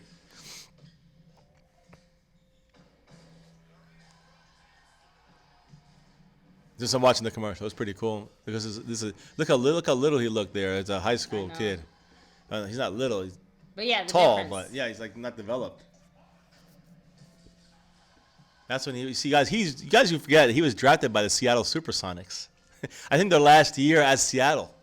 People forget that. Way back when. The Seattle SuperSonics. And I think they had Ray Allen still, if I recall. They had Ray Allen. They don't want to know if we're going to watch the FIFA World Cup. Yes, we will be watching FIFA World Cup. Guys, I watched the World Cup and I watched when it comes to soccer, football. I watch World Cup and I watch Olympics. Those are the two main ones I watch. I don't really care about the league stuff because I'm just not into soccer in Europe, but I'm into the world. When it's country versus country, I'm into it. I know America. I don't think America's even in it this year, if I recall. But it's still fun to watch. There's some great players, and I want somebody to root for. So obviously, I would wish America was in there. I don't think they made it this year, so that kind of sucks. But we'll have to wait and see. There's some teams I still would like to root for. The others that have players that I like from other countries that I like. So we'll see what happens when the world. We do watch the World Cup and. Depending on the round, if America's playing, we'll definitely be going. If America's in it, which I don't think they are, but if we are in it, I will definitely be going live while we watch America play in the World Cup. But when it comes to like the final, we'll definitely be putting that on here, watching that for the championship, if America's in it or not.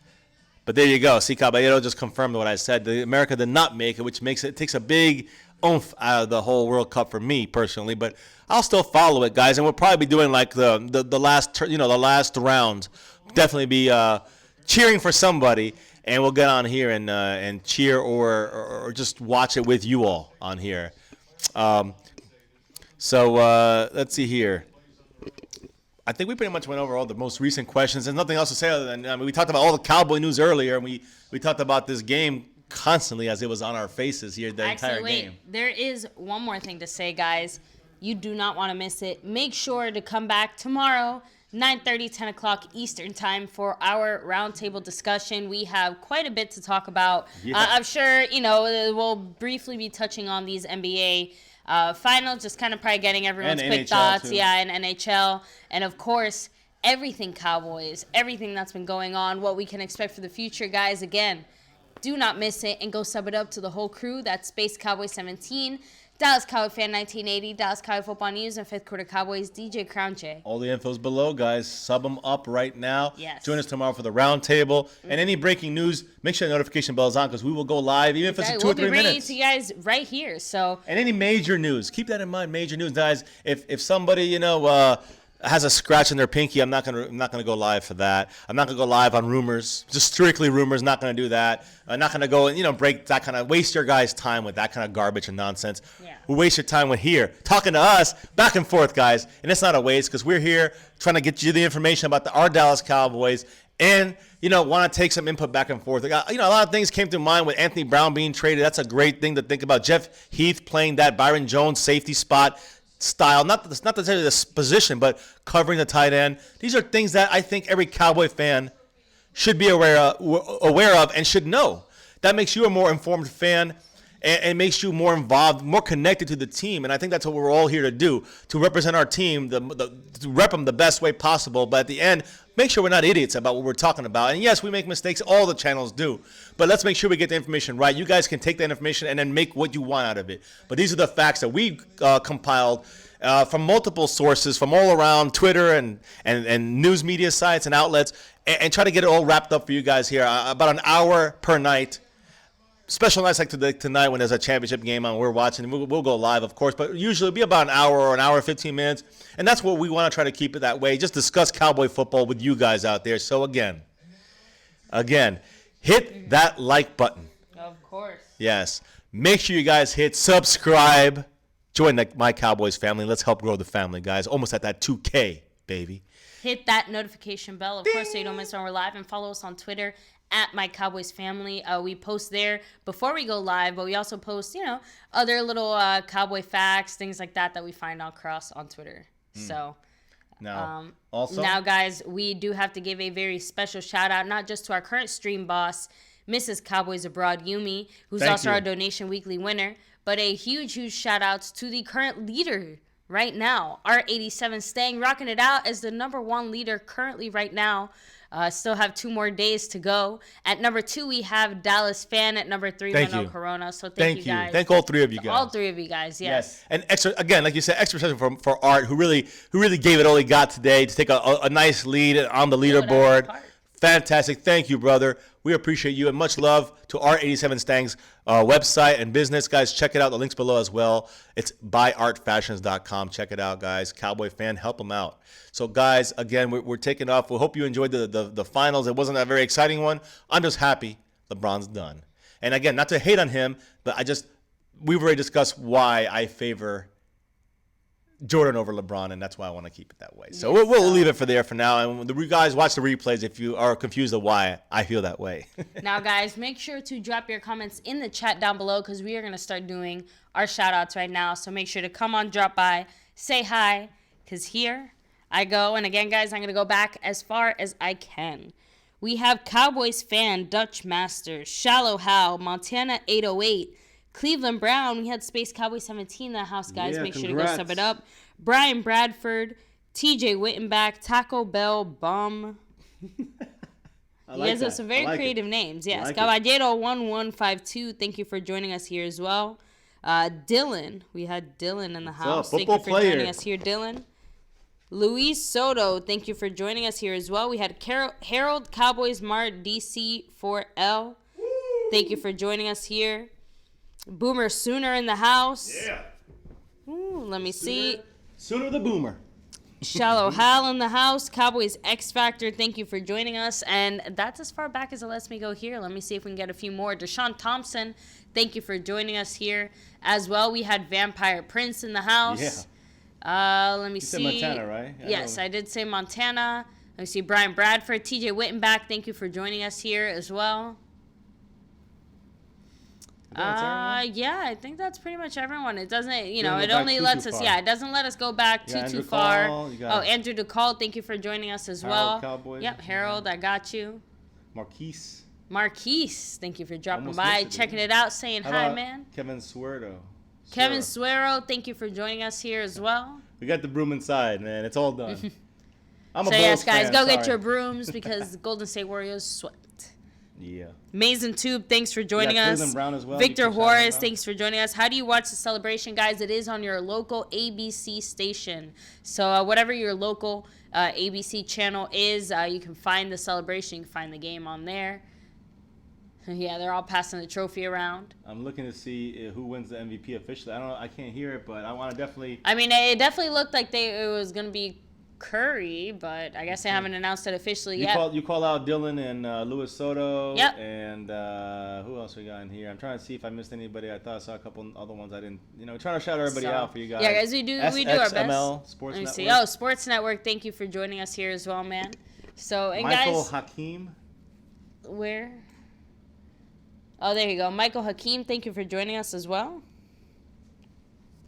Yeah, I think that's where you got the sweep there. Okay, Yep, Victor there we Juarez. go. And yes, I already said it. So, guys, Amazing. thank you. Hey, there's a Thank lot of you. new people on Yes. here. So make sure you subscribe, guys, and help grow the family. We're about 50 away. So to 2,000 in less than a Crazy. year. Crazy. It's insane. So thank you all for helping the family grow. We appreciate every single one of you guys, from the first subscriber to the very, very, very, very, very, very last one, guys. So thank you for being part of my Cowboys family and joining us here tonight on this reaction live stream and informative Cowboy news breakdown. We do this every night. You see reaction stream, we're still talking Cowboys. That's number one. We talk a little Michael Jordan, LeBron James, talking some about this game, but it's about the Cowboys always, first and foremost. It just gives us an excuse to talk more about the Cowboys during the game. So we hope you enjoyed this special stream, guys. We'll be back tomorrow with the round table right here. Be there, be square. 9:30 to 10 o'clock, guys. Be here, like you said, or be square. So make sure you guys join us for that. Keep that notification bell on. Twitter, follow us. All that good stuff. Like this stream, and guys, subscribe to my Cowboys family. We appreciate every one of you guys. And Thank you for the all donations Eagle as fans, well. Yes, all the Eagle fans out there, guys. Even if we're watching basketball, we can't leave without that. Five is greater than 1. I'll prove it to you. Watch. Look what we have, guys. Eagle fans. There you go. 1, 2, 3, 4, and 5, guys. 5 is always better than 1. So, guys, as we leave you tonight, thank you again. Much love. Stay safe. And as always, the number one thing on this channel, this blue and silver, guys, this star power. You know what it is.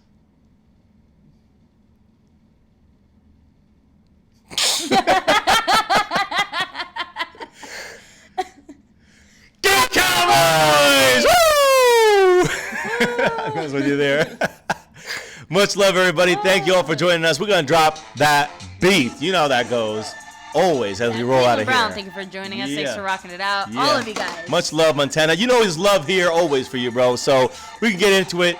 I like the communication, man. That's what it's about. We communicate, we all win. So thank you, man. And I think we Much can all love. say we are ready for football season to Let's start. get football. Hockey's done. Get that out of here. Basketball's done. Get out of here. I don't care about baseball. Give me the FIFA World Cup fine. I care about football. Give me my Cowboys back. Much love, everyone. Peace out. We'll give you the reminders again because Kevin Durant got MVP. Late breaking news, guys. Kevin Durant, MVP. It's official. It's official. Not Curry, but KD. So, for those that were wondering, you got it. There you go. Guys, peace out. Much love to you guys. And as always,